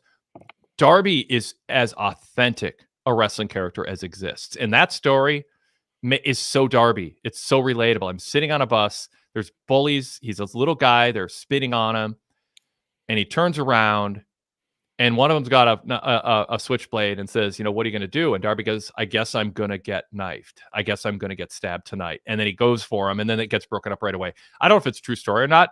I believe it because it's Darby, and it sounds like part of his backstory. And as you said, Wade, it doesn't matter. I say that all the time. I don't care whether something's true or not in the I mean, I'm curious, but I don't care in terms of justifying it being on the air. That's what I meant. Exactly. Like this idea of, if it's true, it means more. And that goes back to Memphis. So it's like, well, yeah, when you're in a small town in Memphis and people go, yeah, Eddie Gilbert really does hate Jerry Lawler, that can help sell tickets in 1989 or 1991 or whatever. But come on, just tell good stories. Don't chase realism at the expense of a better fake story. But if reality can be part of it, that's a bonus. But don't seek real at the expense of something immensely better. With Darby, that felt authentic. It was just his delivery is so great, so understated, great setting. I'm glad you brought that up because it might be my favorite part of the show too. Yeah, I think it was. I just was like, this guy, it's going somewhere, and let's take the ride because this guy is a star. It's just wow, yeah. Two great comments, and then Rude Dog, we're getting to you. Lady B says, Darby's promos are a hidden gem. Loved it as a newer fan to AEW. I was shocked to find out he had never been world champion. Ramen Noodle, I love this. Darby is AEW's Rey Mysterio, in my opinion, with a little Tommy Dreamer in there. That's perfect, Ramen. That's, by the way, Darby's our favorite segment on the show. That's my favorite chat of the night. Perfect. He's a Rey Mysterio, Tommy Dreamer. One of my favorite acts at the moment, Ramen Noodle says. So great stuff there. Okay. I don't know what got us onto Darby and what we're talking about before. We're talking about interviews and needing more interviews, and at least the one that they had was amazing. That was my point. Yep. And yeah, so there someone said, Lady B actually said, I've been waiting for MJF to even post a video on Twitter being like, this show sucks, I'm not there. And Standard Deviation said AEW rarely features unavailable stars. It's because they place too much value on the surprise return pop ? Or is it because I think they put too much value on it because I don't think having Adam Copeland on the 5th anniversary show takes anything away from his return pop in 2 weeks, 2 months, 8 months, whatever it is. Yep. And then there was a rebuttal to the comment that the show, Ramen Noodle just said, I totally disagree with Kenny. They need to speed up. Dynamite is best when it's breakneck and frenetic.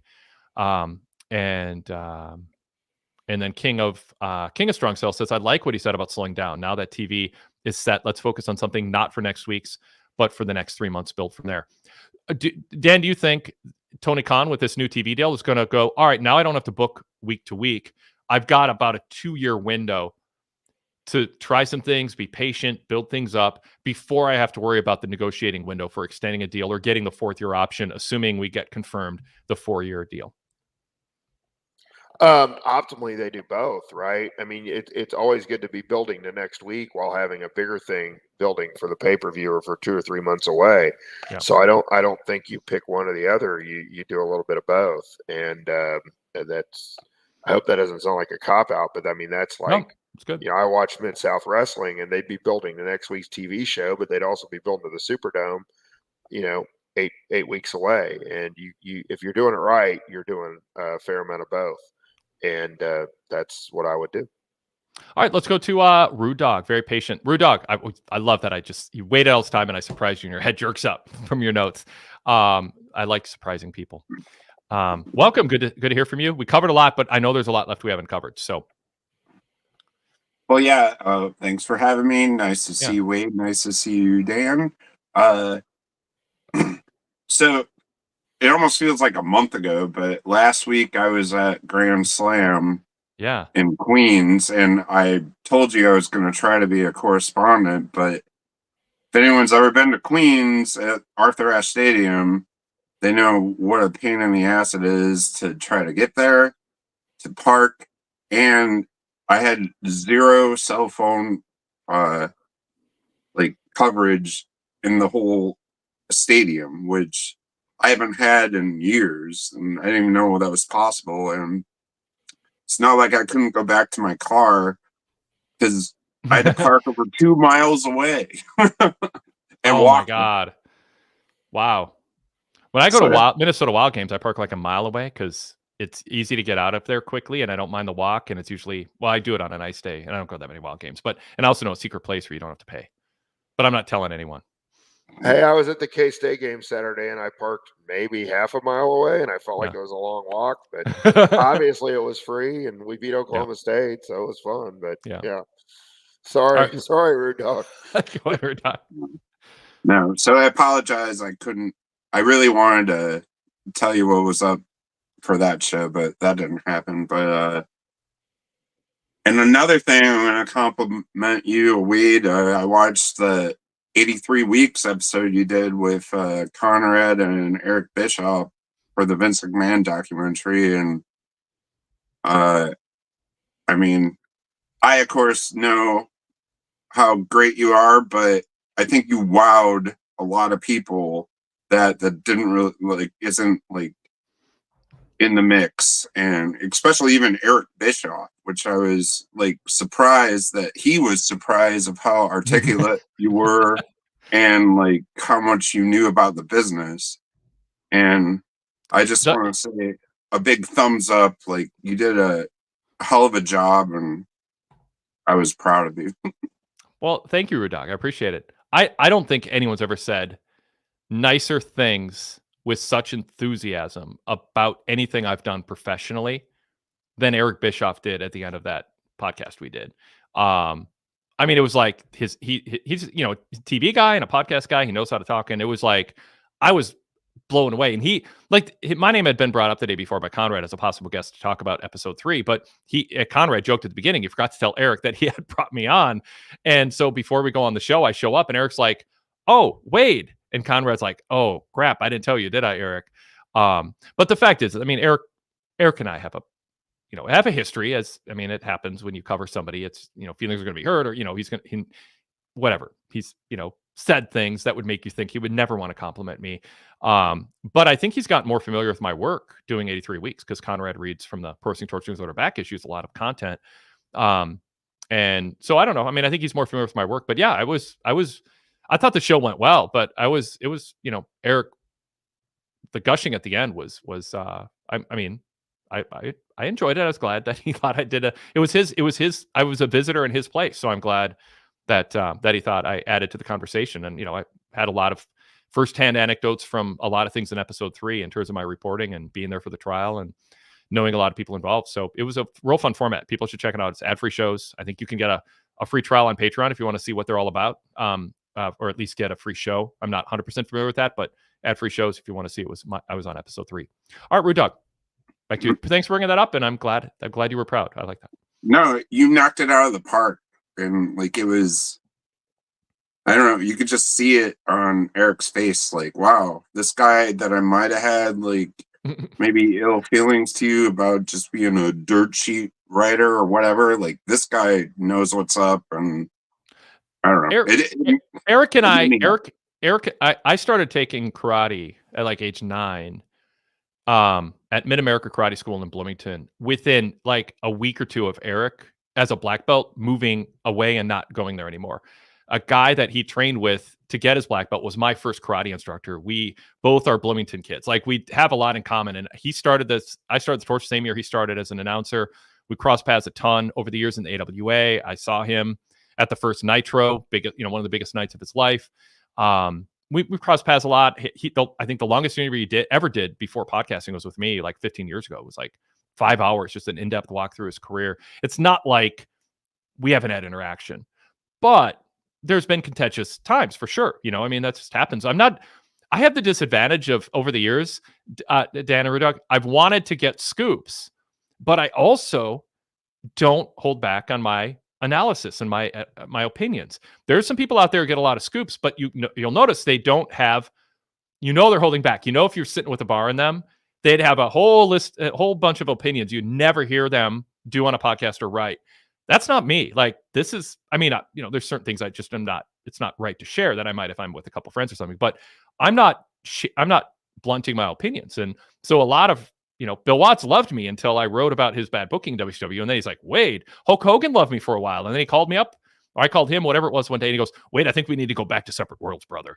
It's like, they think I'm going to just kiss up to him because they're talking to me. And then when I don't, like, they get especially offended but I've oftentimes, not always, go full circle back. And, once the tension is over, we end up getting along and there's mutual respect there. So anyway, that's enough about me. It's Dynamite's 5th year anniversary. It's not my.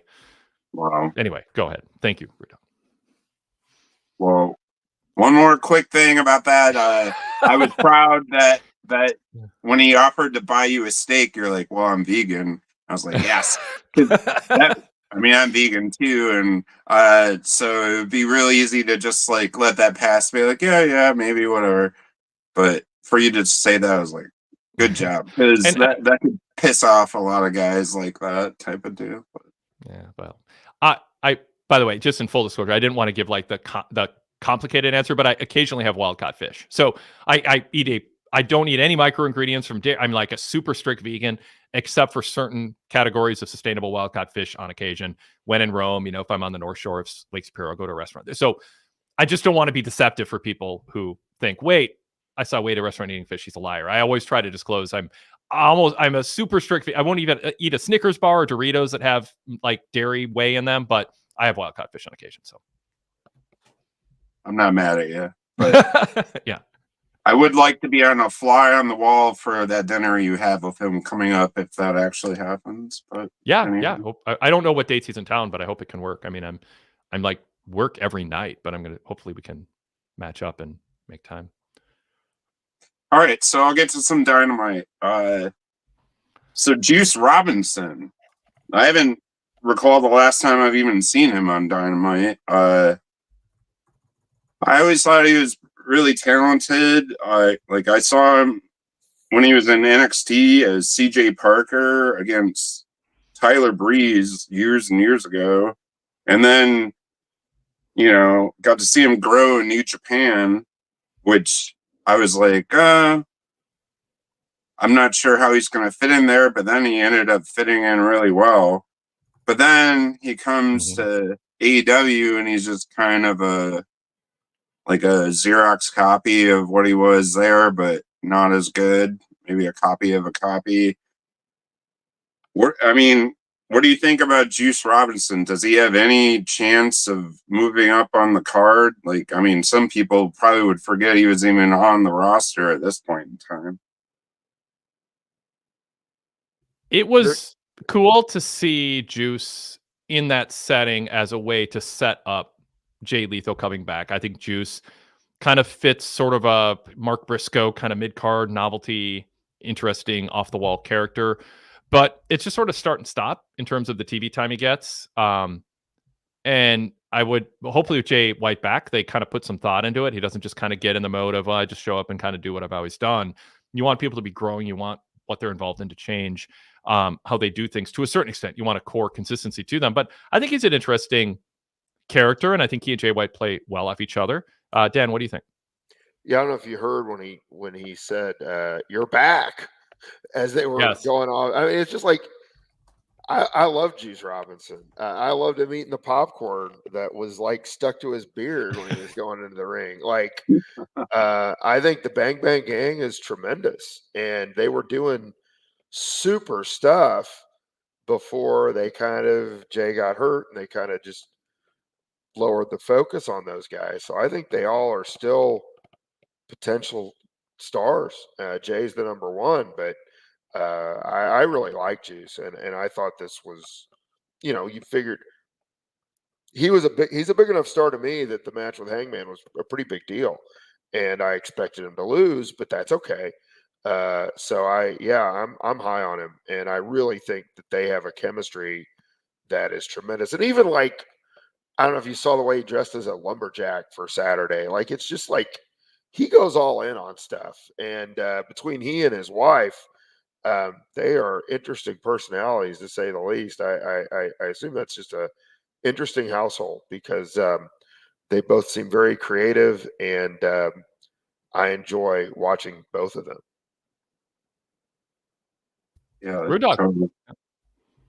Well, then that brings us to Jay White. It was great to see him back. I've been a huge Jay White fan for a long time, since he was in Ring of Honor, and to see him come back the way he did, it seems like he's going to be more in a babyface type role, which I'm not sure really suits him. Like, to me, he was at his best when he was like basically the top heel in New Japan. Do you see Jay White flourishing in possible babyface role in AEW? Before I throw to you, Dan, because I want your thoughts on this for sure.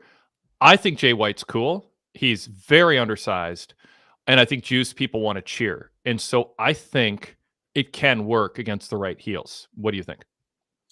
Yeah, I think he can work on either side, and I think that he's not going to be a baby face forever. It might set. I mean, he's the kind of guy that might do something really diabolical at some point after he's been a baby face. But as Wade said, cool's the right word for him. I mean, he is dynamic and he gets people's interest. And if he's going to feud with Hangman, then it is kind of this whole weird. Kind of shades of gray, maybe to some degree. Anyway, I mean, Hangman's more of a heel, but he's not your traditional heel. And they seem to be really pushing Hangman's buttons. And if that goes for a little while, I think it could work. And I'm just glad to see him back. And I just hope they put him in something meaningful, whether it's single or a tag with Juice. And I have faith in the guy. So I just figure whatever they give him, he's going to run with it and make it work. Zach Barber says Jay undersized. Dan, am I wrong? Isn't Jay like he'd be one of the tiniest heels in the company? When you said that, it caught my attention a little bit too, Wade, and I don't think it's necessarily wrong.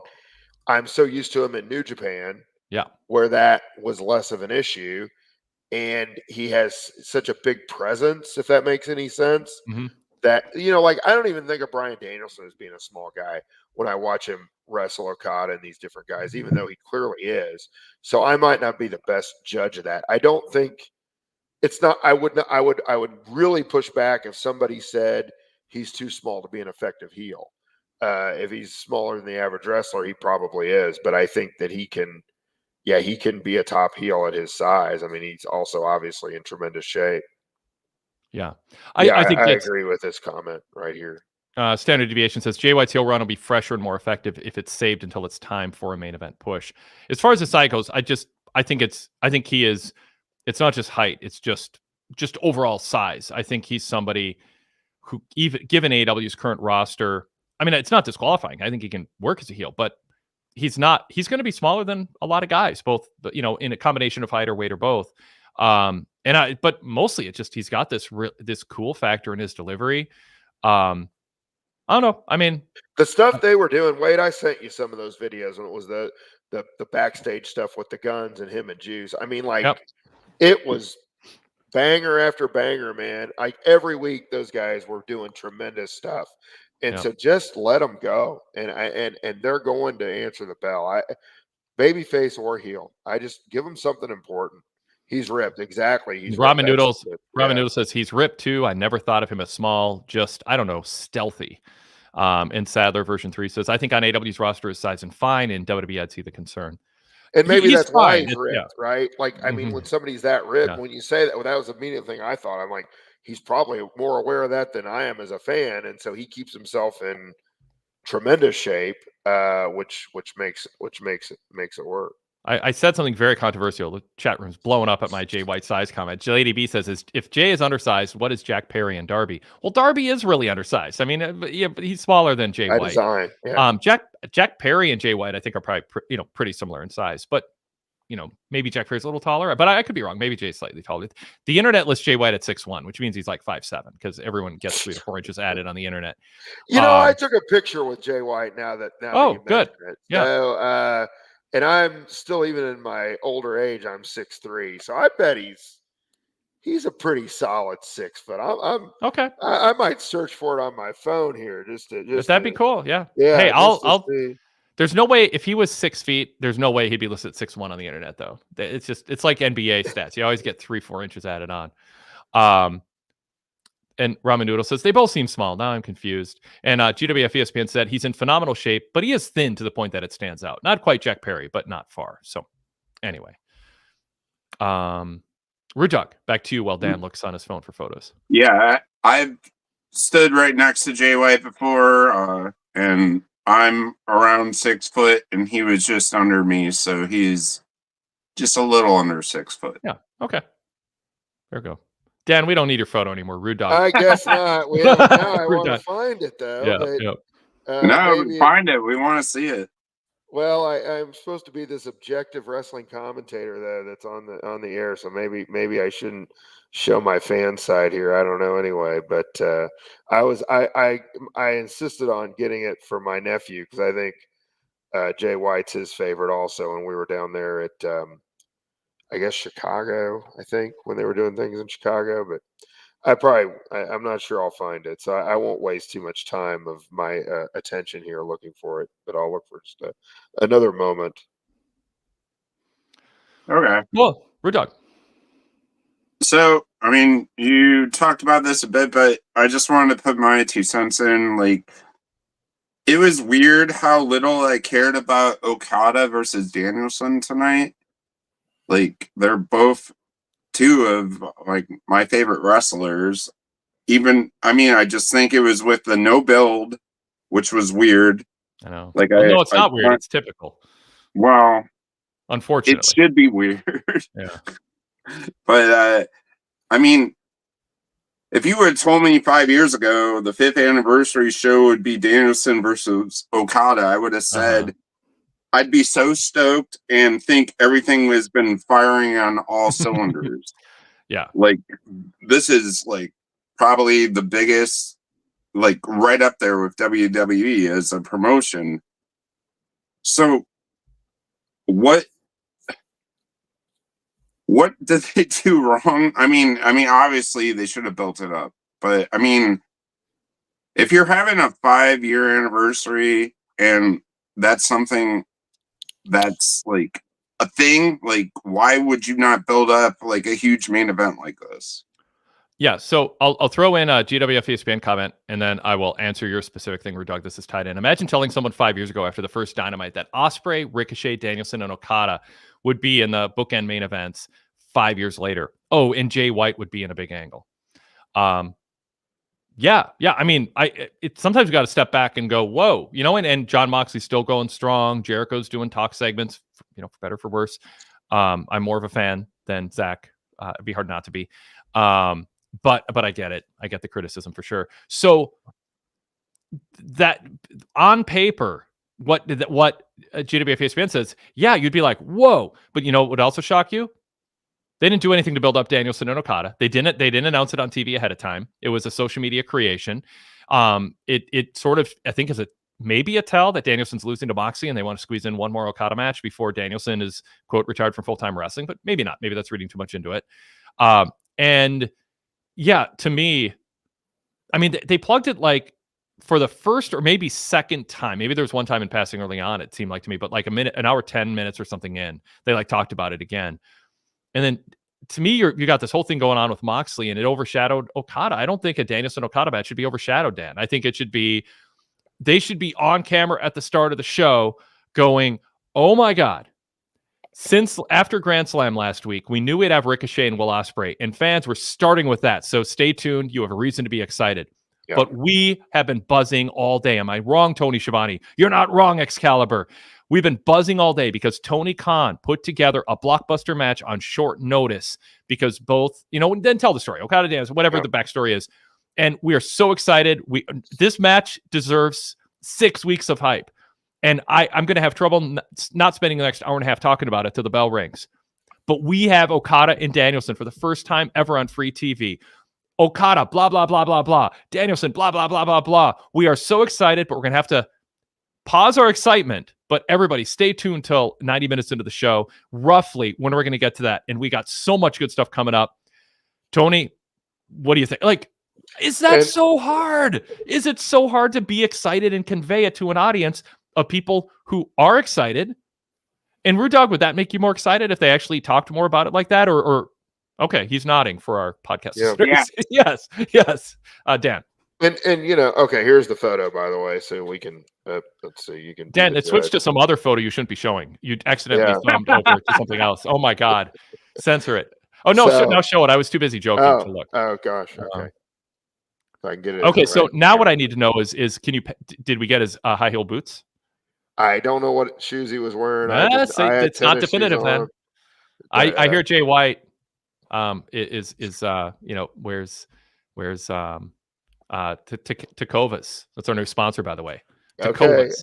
Okay. Tecovas boots. I'm serious. They're our sponsor now. So if he was wearing Tecovas with heels, got to knock a couple inches off his actual height, Dan.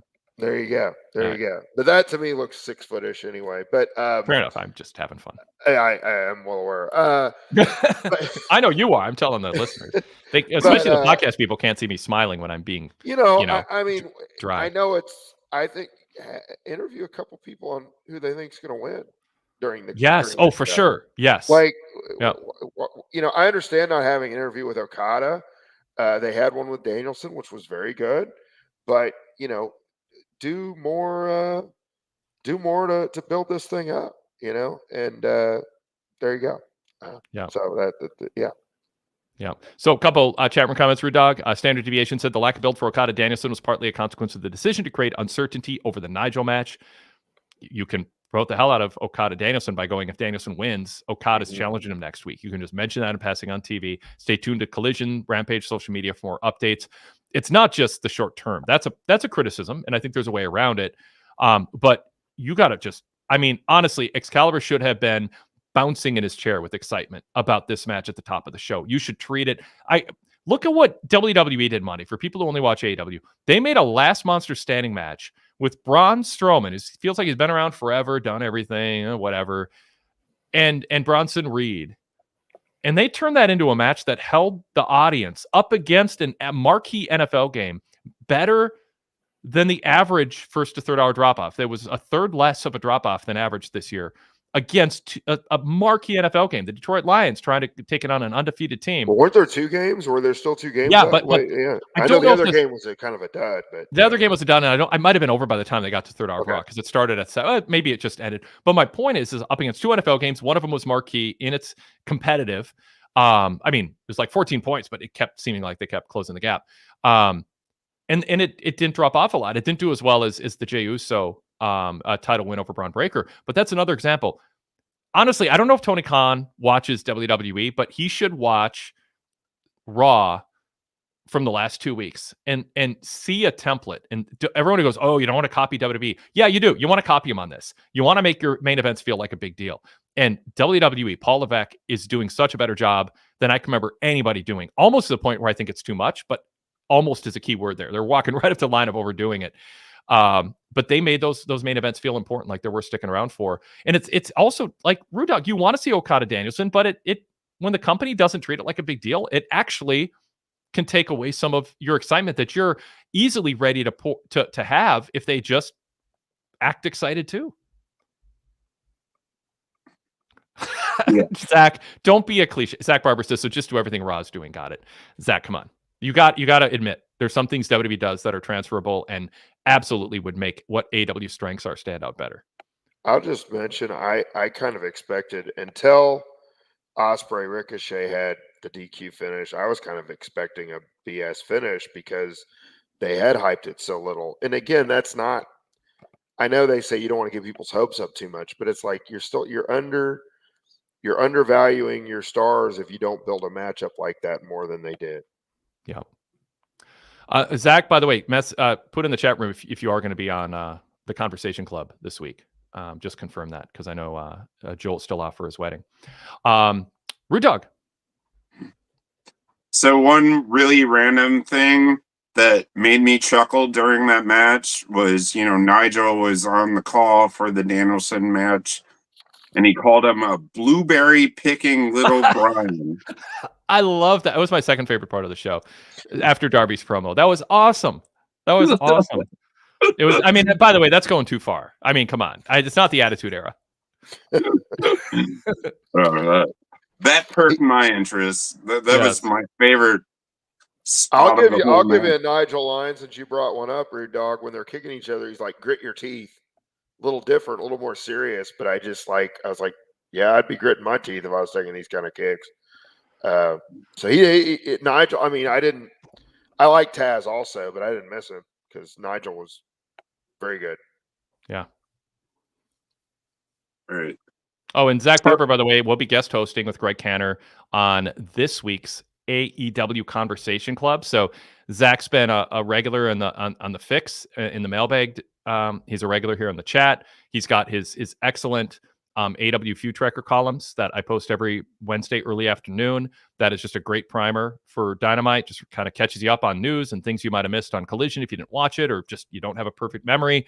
It's a really good column, and it's Destination Reading Wednesdays. When you start thinking about watching Dynamite, come to PWTorch.com and read Zach's column. He is going to be on the AEW Conversation Club later this week, talking 5 years of Dynamite with Greg Canner because Joel Donnell, the usual host, is off. Search PWTorch in your podcast app and subscribe so you can hear Zach Barber talk AEW on a podcast. All right, Rude Dog, back to you. All right, so one last thing. This is super random, but you brought it up earlier in the show. You talked about doing 1-900 hotlines back in the day.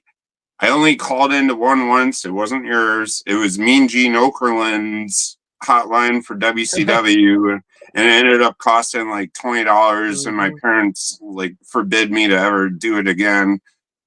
Can you tell me a little insight on what the experience was on a 900 hotline deal? Let me answer that real quickly, and then we'll Perfect. let Wade take over. I called his hotline a couple times, and unlike some hotlines, Wade would get right to the big news. And so you could get away with listening for 2 or 3 minutes and not feel like you were having to sell a kidney to call and listen to Gene Okerlund ramble on for 20 minutes about the what. I never called Gene Okerlund, but this is what I heard. Because I knew former world champion died, and then he would ramble for 18 minutes at $1.99 a minute, and then was talk it Jerry about Blackwell? It was Crusher Blackwell. Yep. Yeah. So it was like, you learn pretty quickly if you called Wade's hotline that you would. You'd get what you were, I called sometimes after ECW shows to figure out what happened and different things or whatever. And you'd get the news pretty quickly, and he did a nice job. So it was not ripping the customers off, just that's the way the Torch does business, baby. They're going to give you what you pay for. So the 900, pre-internet, there was internet, but it wasn't widespread, and there weren't really credible people reporting because there was no money in it and it was new. And I mean, PWTorch got in kind of early, but others were ahead of us. Raj Giri with Wrestling Inc. was like a pioneer, and there were, a bunch of people got started and some stuck around and some didn't. But my motto on the 900 number when we launched it in the early to mid 90s, I don't even know what year we launched it, early mid 90s, was where the headlines always come first. That was our motto. I advertised in wrestling magazines, full page ads. This is the 900 number. We have sources, and you can listen for the first minute, and you will not have to wait for what the biggest story of the day was. And we abided by that. We wanted a 900 number with integrity. We had a price as low as we could afford it. It was like 99 cents a minute, and I think we upped it to 129 at one point.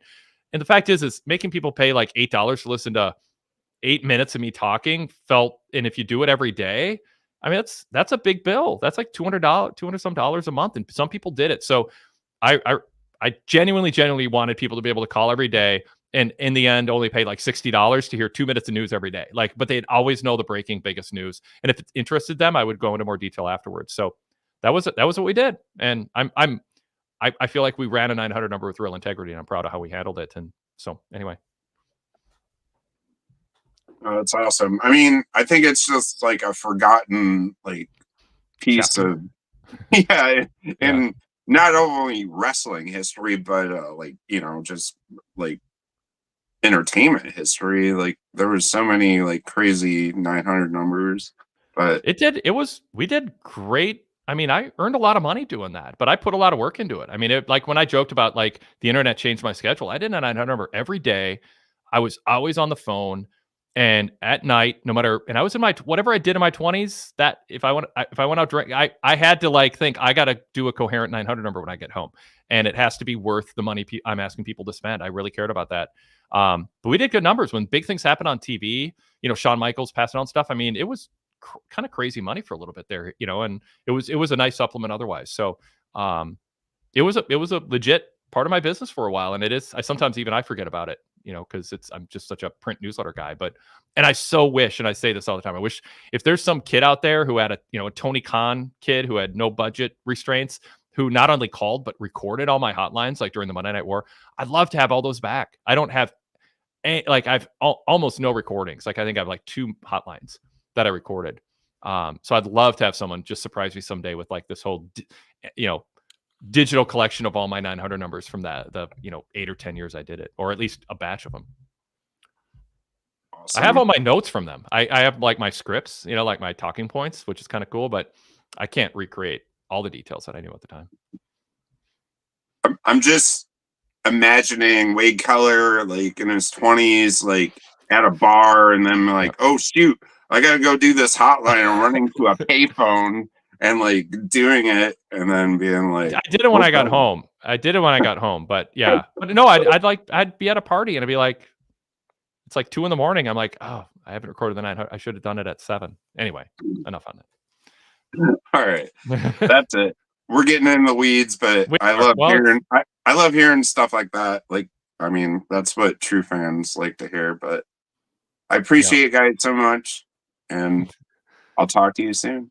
Thanks, Rude Dog. Appreciate it. An eclectic mix of topic. I'm glad, Dan, we didn't go to him early, because people would have been like, AEW had their anniversary show. What are you guys doing? So I didn't see what the chat was saying about it. Hotlines are lost media that I'm sad I'll never hear. I mean, basically it's the Wade Keller hotline, although I don't I don't have to lead with the biggest story, because it's, the current Wade Keller hotline that comes with VIP membership, you're not charging you per minute, just, all comes with everything. So, and Anthony B says, I'm so lost. Hotline just sounds crazy. So anyway, but the Wade Keller hotline is a carryover from the PWTorch hotline. I think that's what we called the 900 number back in the day. All right, Dan, people want to know what we thought of Ricochet and Will Ospreay, the match and the story. We had Kyle Fletcher hanging out with Don Callis. Fletcher giving him a pep talk, then leaving with Callis to catch a flight. Takeshita glaring at Ospreay before he went out for his match. And then we have the backstory of Ricochet and Ospreay. Excalibur saying Ricochet is a veteran, has years on Ospreay. Talked about them having, was it 6 matches before or 12 matches before? It was either they're 6 and 6.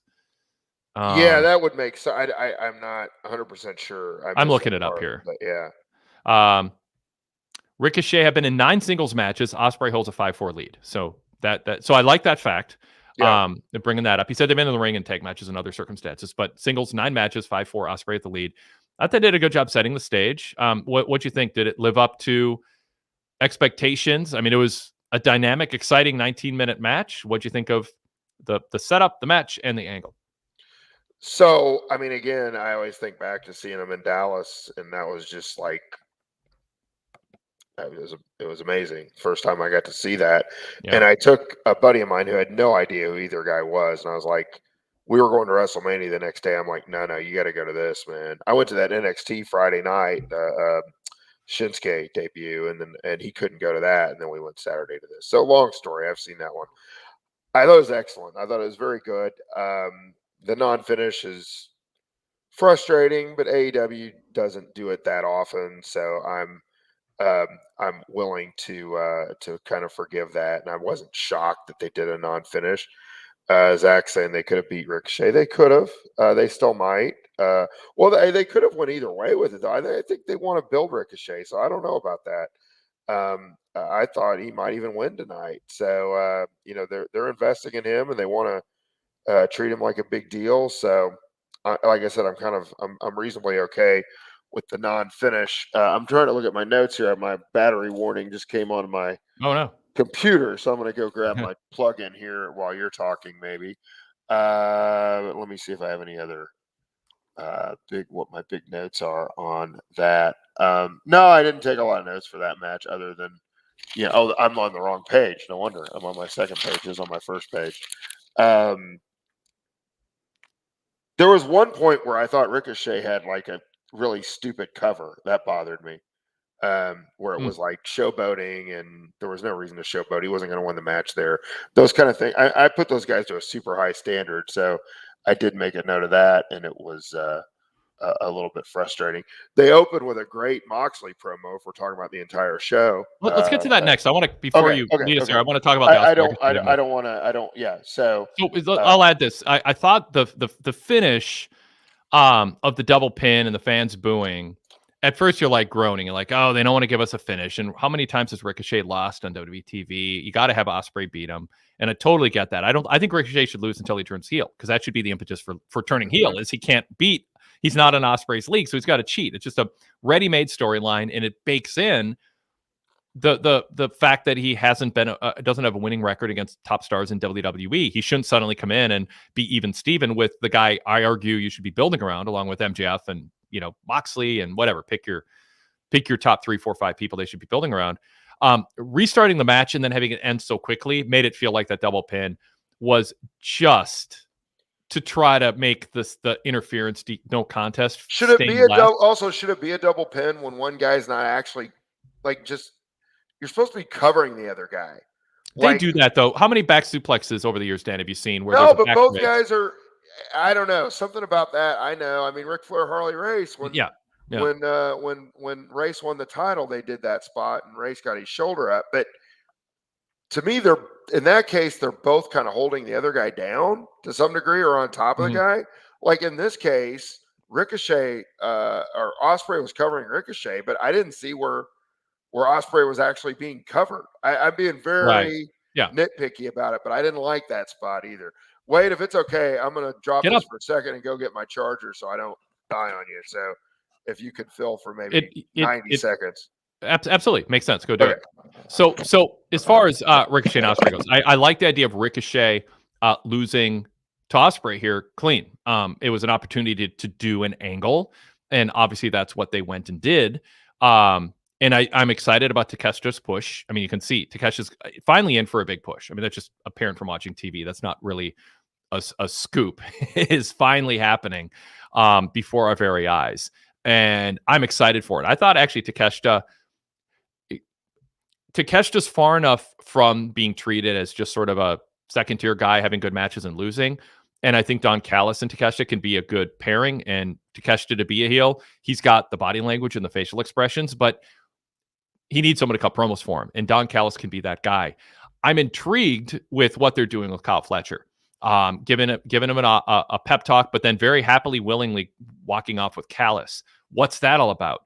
Is he still with Callis, or is he pretending? Or I'm sorry, is he still with Callis, and he's pretending to be Ospreay's friend, or is he going to try to have it both ways? And it's going to come to a head.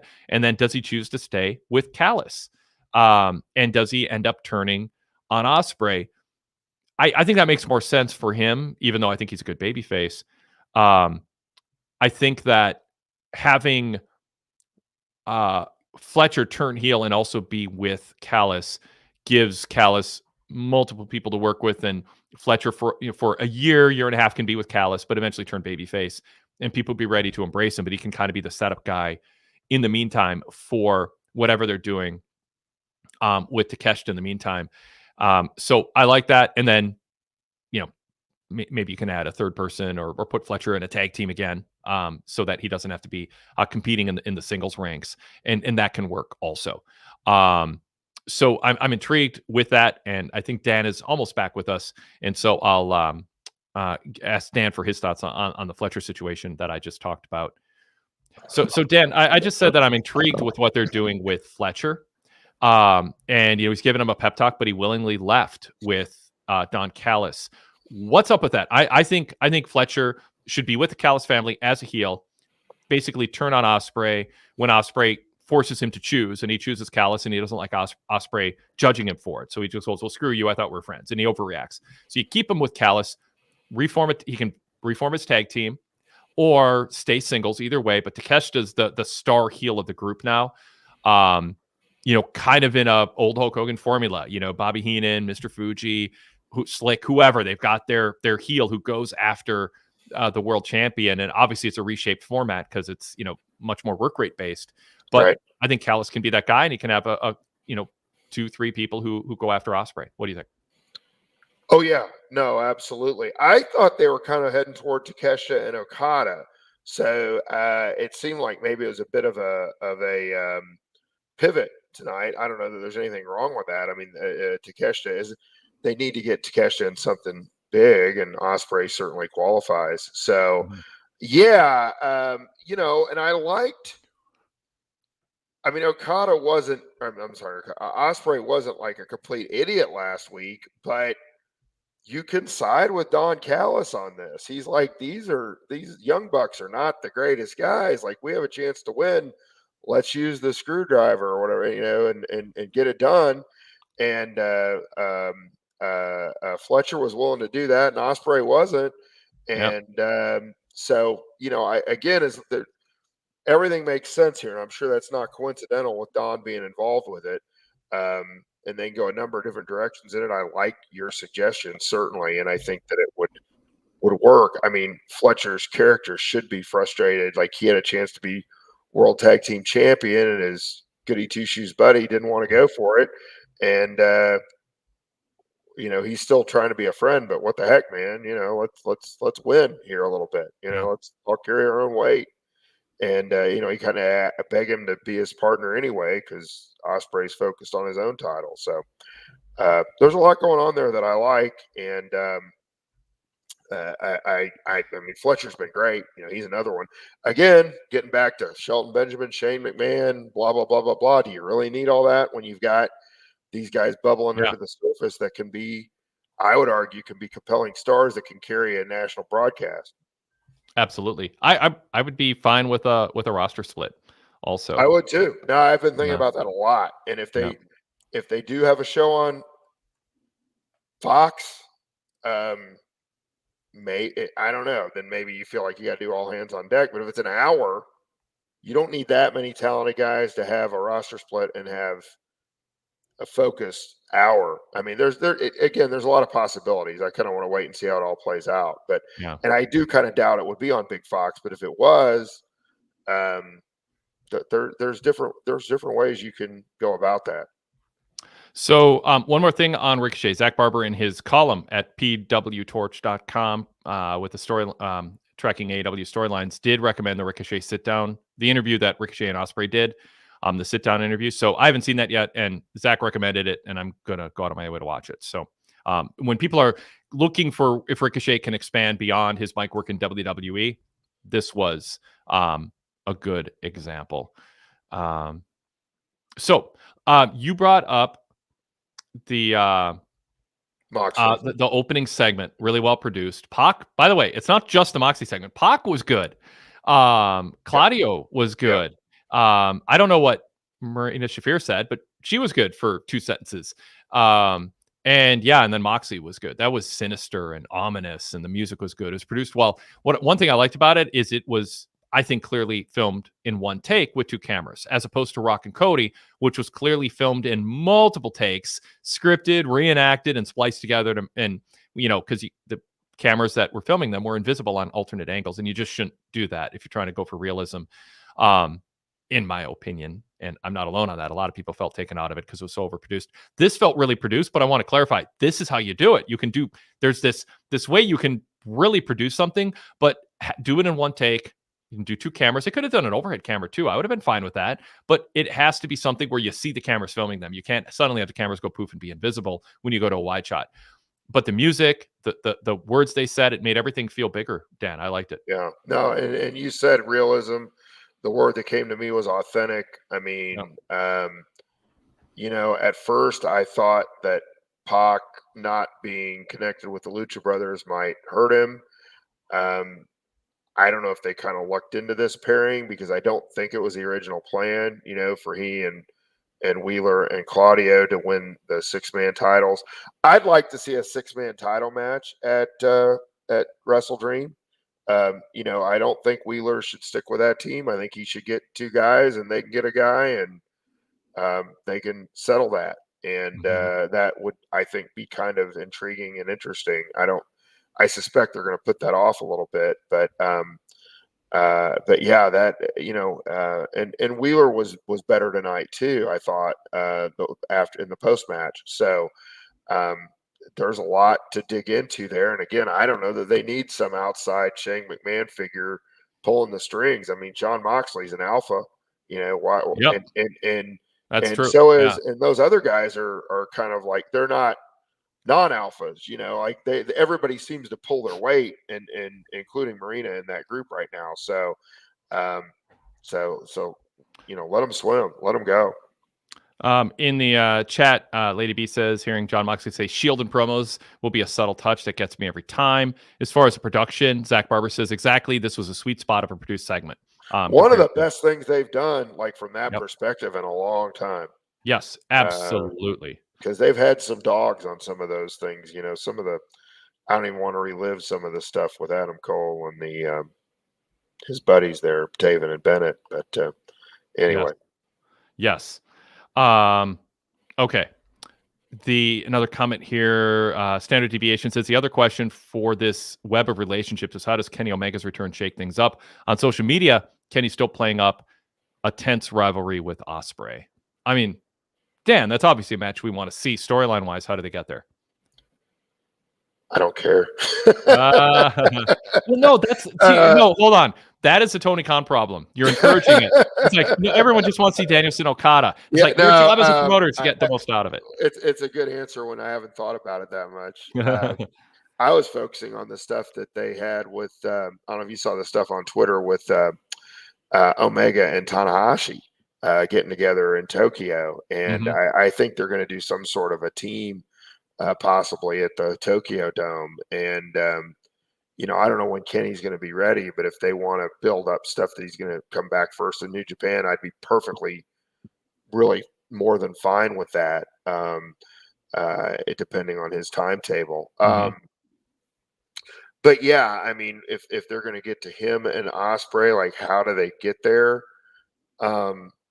It's not easy because they're both baby faces right now. So I do, you know, when I said kind of blew it off, I don't mean to, but I think they could do it as a, you know, a respectful challenge. That it could be more sport-like and built up as a dream match. And, you know, they do some of that, but I think they could certainly get away with doing it here, and just, you know, you've got footage where you can show why it's such a big deal and promote the heck out of that. And I don't think it has to be, you know, I'd almost rather it be babyface versus babyface the first time when they do it. And I think that makes it more special.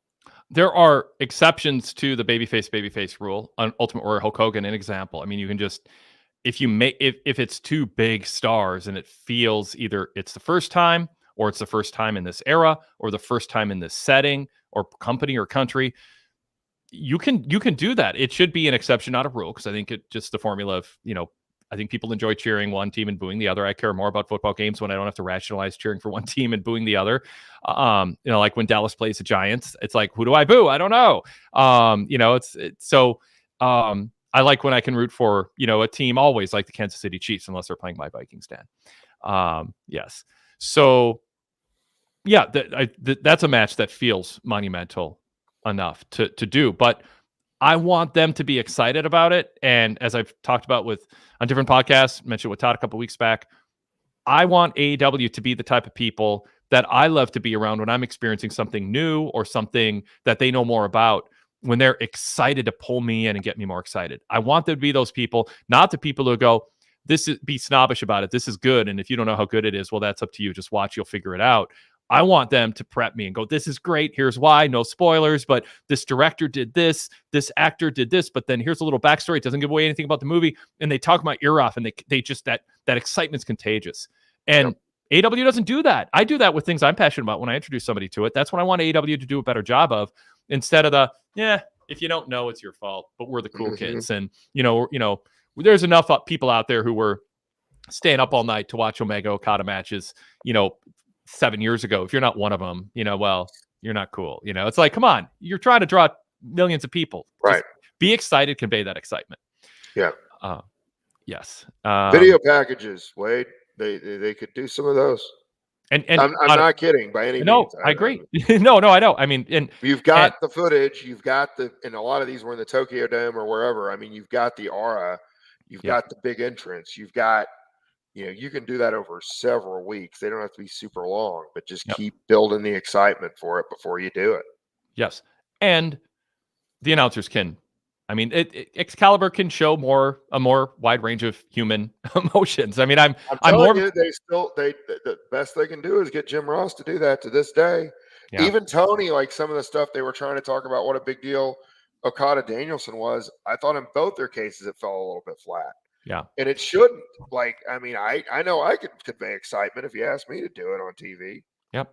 And Excalibur's been better lately. I think he's doing the best work he's done. I'm more of a fan of his than I was in the past. I think he's showing improvement, but it's still lacking. I don't think it's and Shivani's not the guy to do it. It's inauthentic. Yeah. He should be the guy who's excited after the fact, who Excalibur's getting hyped up for it. Speaking of announcers, Dan, one quick thing. I don't know if I'll get to JB sent an email. I want to squeeze in at least a couple points from that, and then we'll wrap up. But I don't mind going long on a 25th anniversary show, especially when we spend 5 minutes talking about my Eric Bischoff liking what I did, and 10 minutes talking about 900 numbers and whatever other sidebars Rude Dog got us going down. So Taz gets beat up in the parking lot, and then Hook cuts a promo. I don't know who did it, but I'll find you. And then they go right to a Christian Cage interview. Is Christian Cage going to kill Taz in a storyline so that he can talk about Hook's dead dad? Obviously, I'm being facetious, but it fits in that the proximity of Christian's promo makes me think, am I just an idiot for not knowing that's exactly what it's going to be? But does that make storyline sense? Is that a right pivot for Hook? Or where do you think they're going otherwise? Well, it does seem Jericho's moving on. So it seems less likely that it would be those guys. Right. There aren't a lot of candidates. I do think, and some people may disagree with me, they didn't show any pictures. They didn't show any footage. They just let people's imagination go with it. Mm-hmm. And maybe, I'm assuming Taz never left New York, obviously, but that's fine.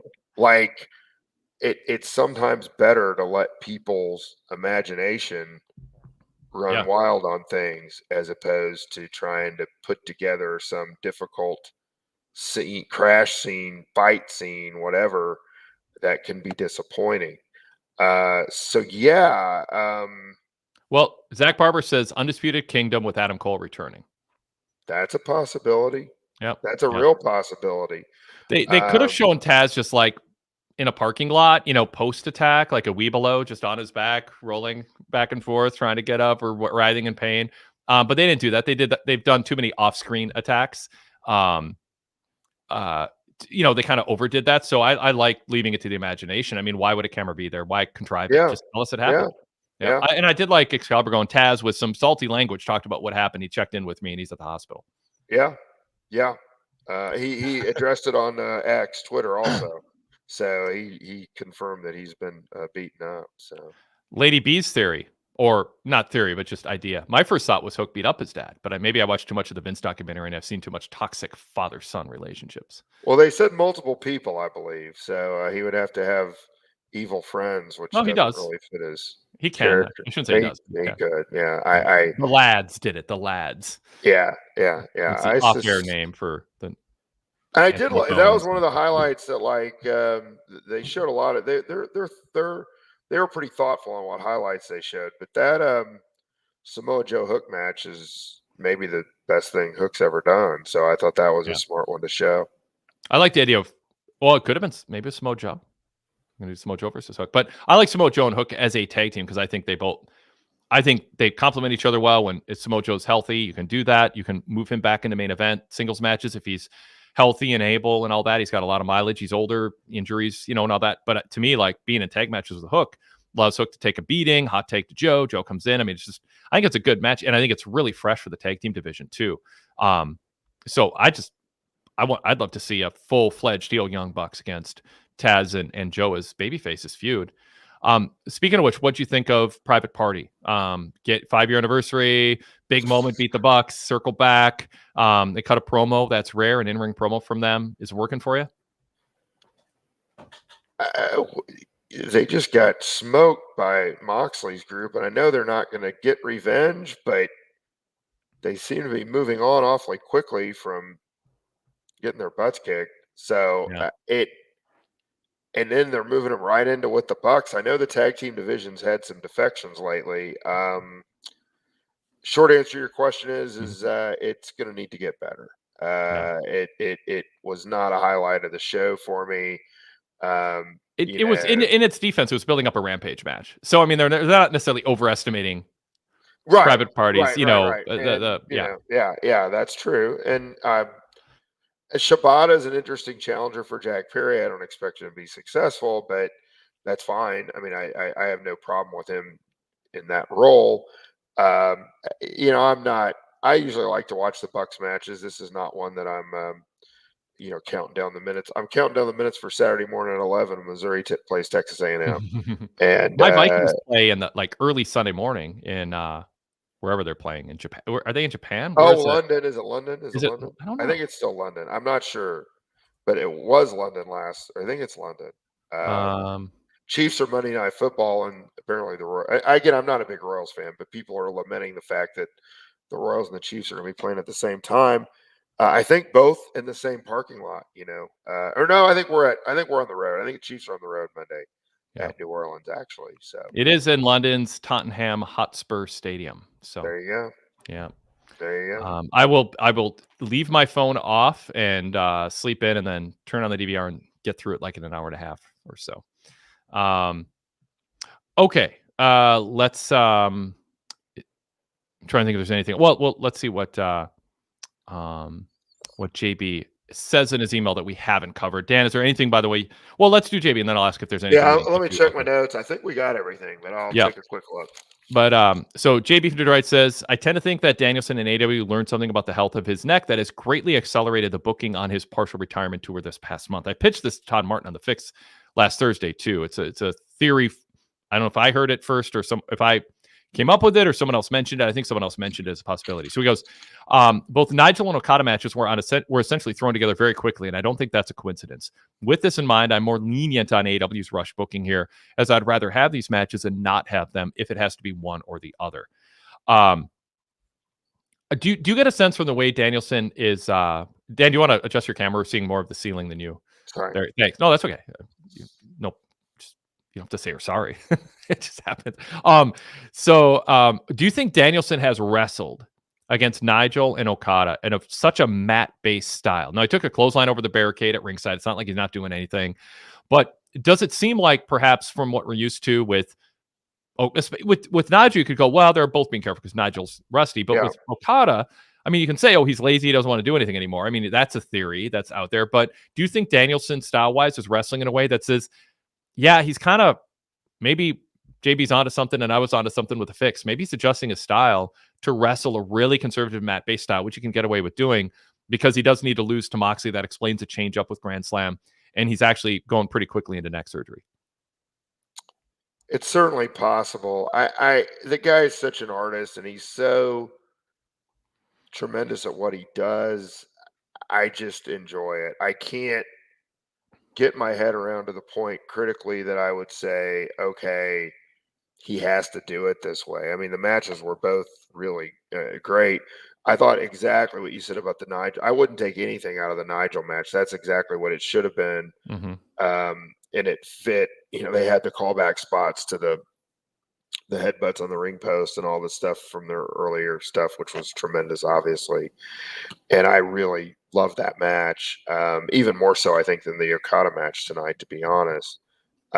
So I can't. I'm not sure. I wouldn't be surprised, but he plays like 3-dimensional chess. I mean, he might be doing this to make you think he's going to lose to Moxley. I mean, like I don't put anything past the guy, and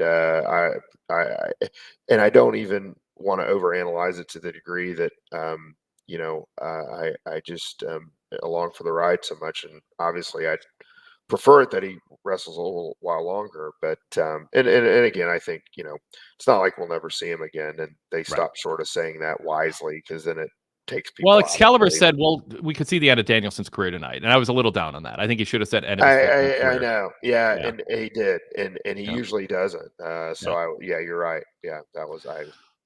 All right, so number 2, would it have been better to save the blood and guts match for what is essentially the BCC civil war between the Mox faction and the Danielson faction? That's a much stronger story, in my opinion. I understand not wanting to have it too close to WWE's War Games at Survivor Series. I mean, they could have. I don't think Blood and Guts has to be a calendar match where it's a specific time and you force your way booking-wise into it.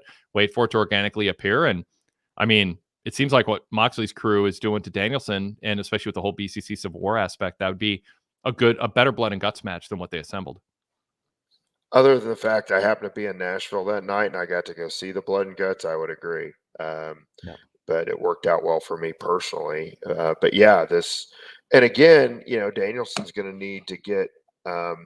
They tried to act like the guy doesn't have any friends, which I don't buy that. I mean, what would be wrong with these baby faces if they would be against him at this point? I thought that was another kind of lacking thing in the commentary. But he doesn't have the other people in his group right now, so they would have to make that work.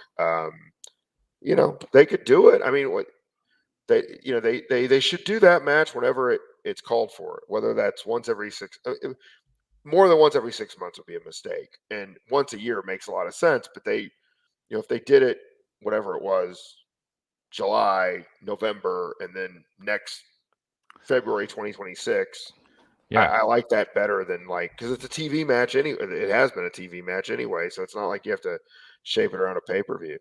Well, you could have Okada and the Bucks and Danielson and Yuta against.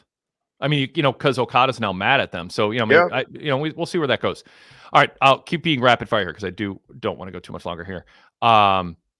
Takeshi did a great job garnering real legitimate heat tonight. Generally, he's a cool heel who is usually cheered by fans, but by interfering in a match that the fans are clearly absorbed in, he got exactly the reaction a good heel should be looking for. I'm generally invested in wherever this Callis family Ospreay story is headed next, and I assume it'll involve Ricochet in some capacity after tonight. Yeah, when we talk about Takeshi and Fletcher, and then maybe Ricochet turning heel, and you think Ricochet comes up short on the microphone in terms of being a main event heel, him being with Callis would be an option. Absolutely it would. Yeah. And they could get, if Fletcher turns more quickly, they could postpone some of what they're going to do with the tag match with Callis family against Ricochet and Ospreay, and then maybe the Ricochet turn, if it happens, becomes a little bit more meaningful after they've even when they've been talking trash back and forth, they've always said they mutually respect and like each other. Yeah. So the more you build that before, if there is a turn, I think it's more effective if you see a real connection between those two. I really enjoyed Mercedes' backstage segment tonight. She used the 5th anniversary of Dynamite to make it just enough about herself that it showed what an egomaniac she truly is, which is perfect for her character. The overproduced video package about her whole 6 months in AEW is icing on the cake. Adding to that, Jericho making the 5th anniversary of Dynamite more about the 34th anniversary of his pro wrestling debut was prime Jericho. Heels took advantage of it, Dan, and MJF could have too, but he didn't. Yeah. I thought the Mercedes segment was better than the Jericho segment. I thought, and I've been critical of some of her stuff, I thought that was pretty good. I didn't think either were all that good, but I also think they were effective because they were very heelish. Involving MVP with Mercedes and Swerve by way of Prince Nana in his first 2 weeks is an outstanding way of introducing his high-profile manager character. I think sprinkling him throughout the AEW system is a sound idea of creating growing intrigue in the audience as to what direction he'll eventually take. Yeah, I mean, MVP is going to have ideas for how to portray himself. He's been around a long time. So, yeah, I think so far so good to build some intrigue, Dan. And again, I'm less against him as a manager type, but I don't know that he has to bring his WWE guys with him, would be my thinking. Yeah, he's done well. And his interaction with Nana have been compelling and interesting. So there's something there.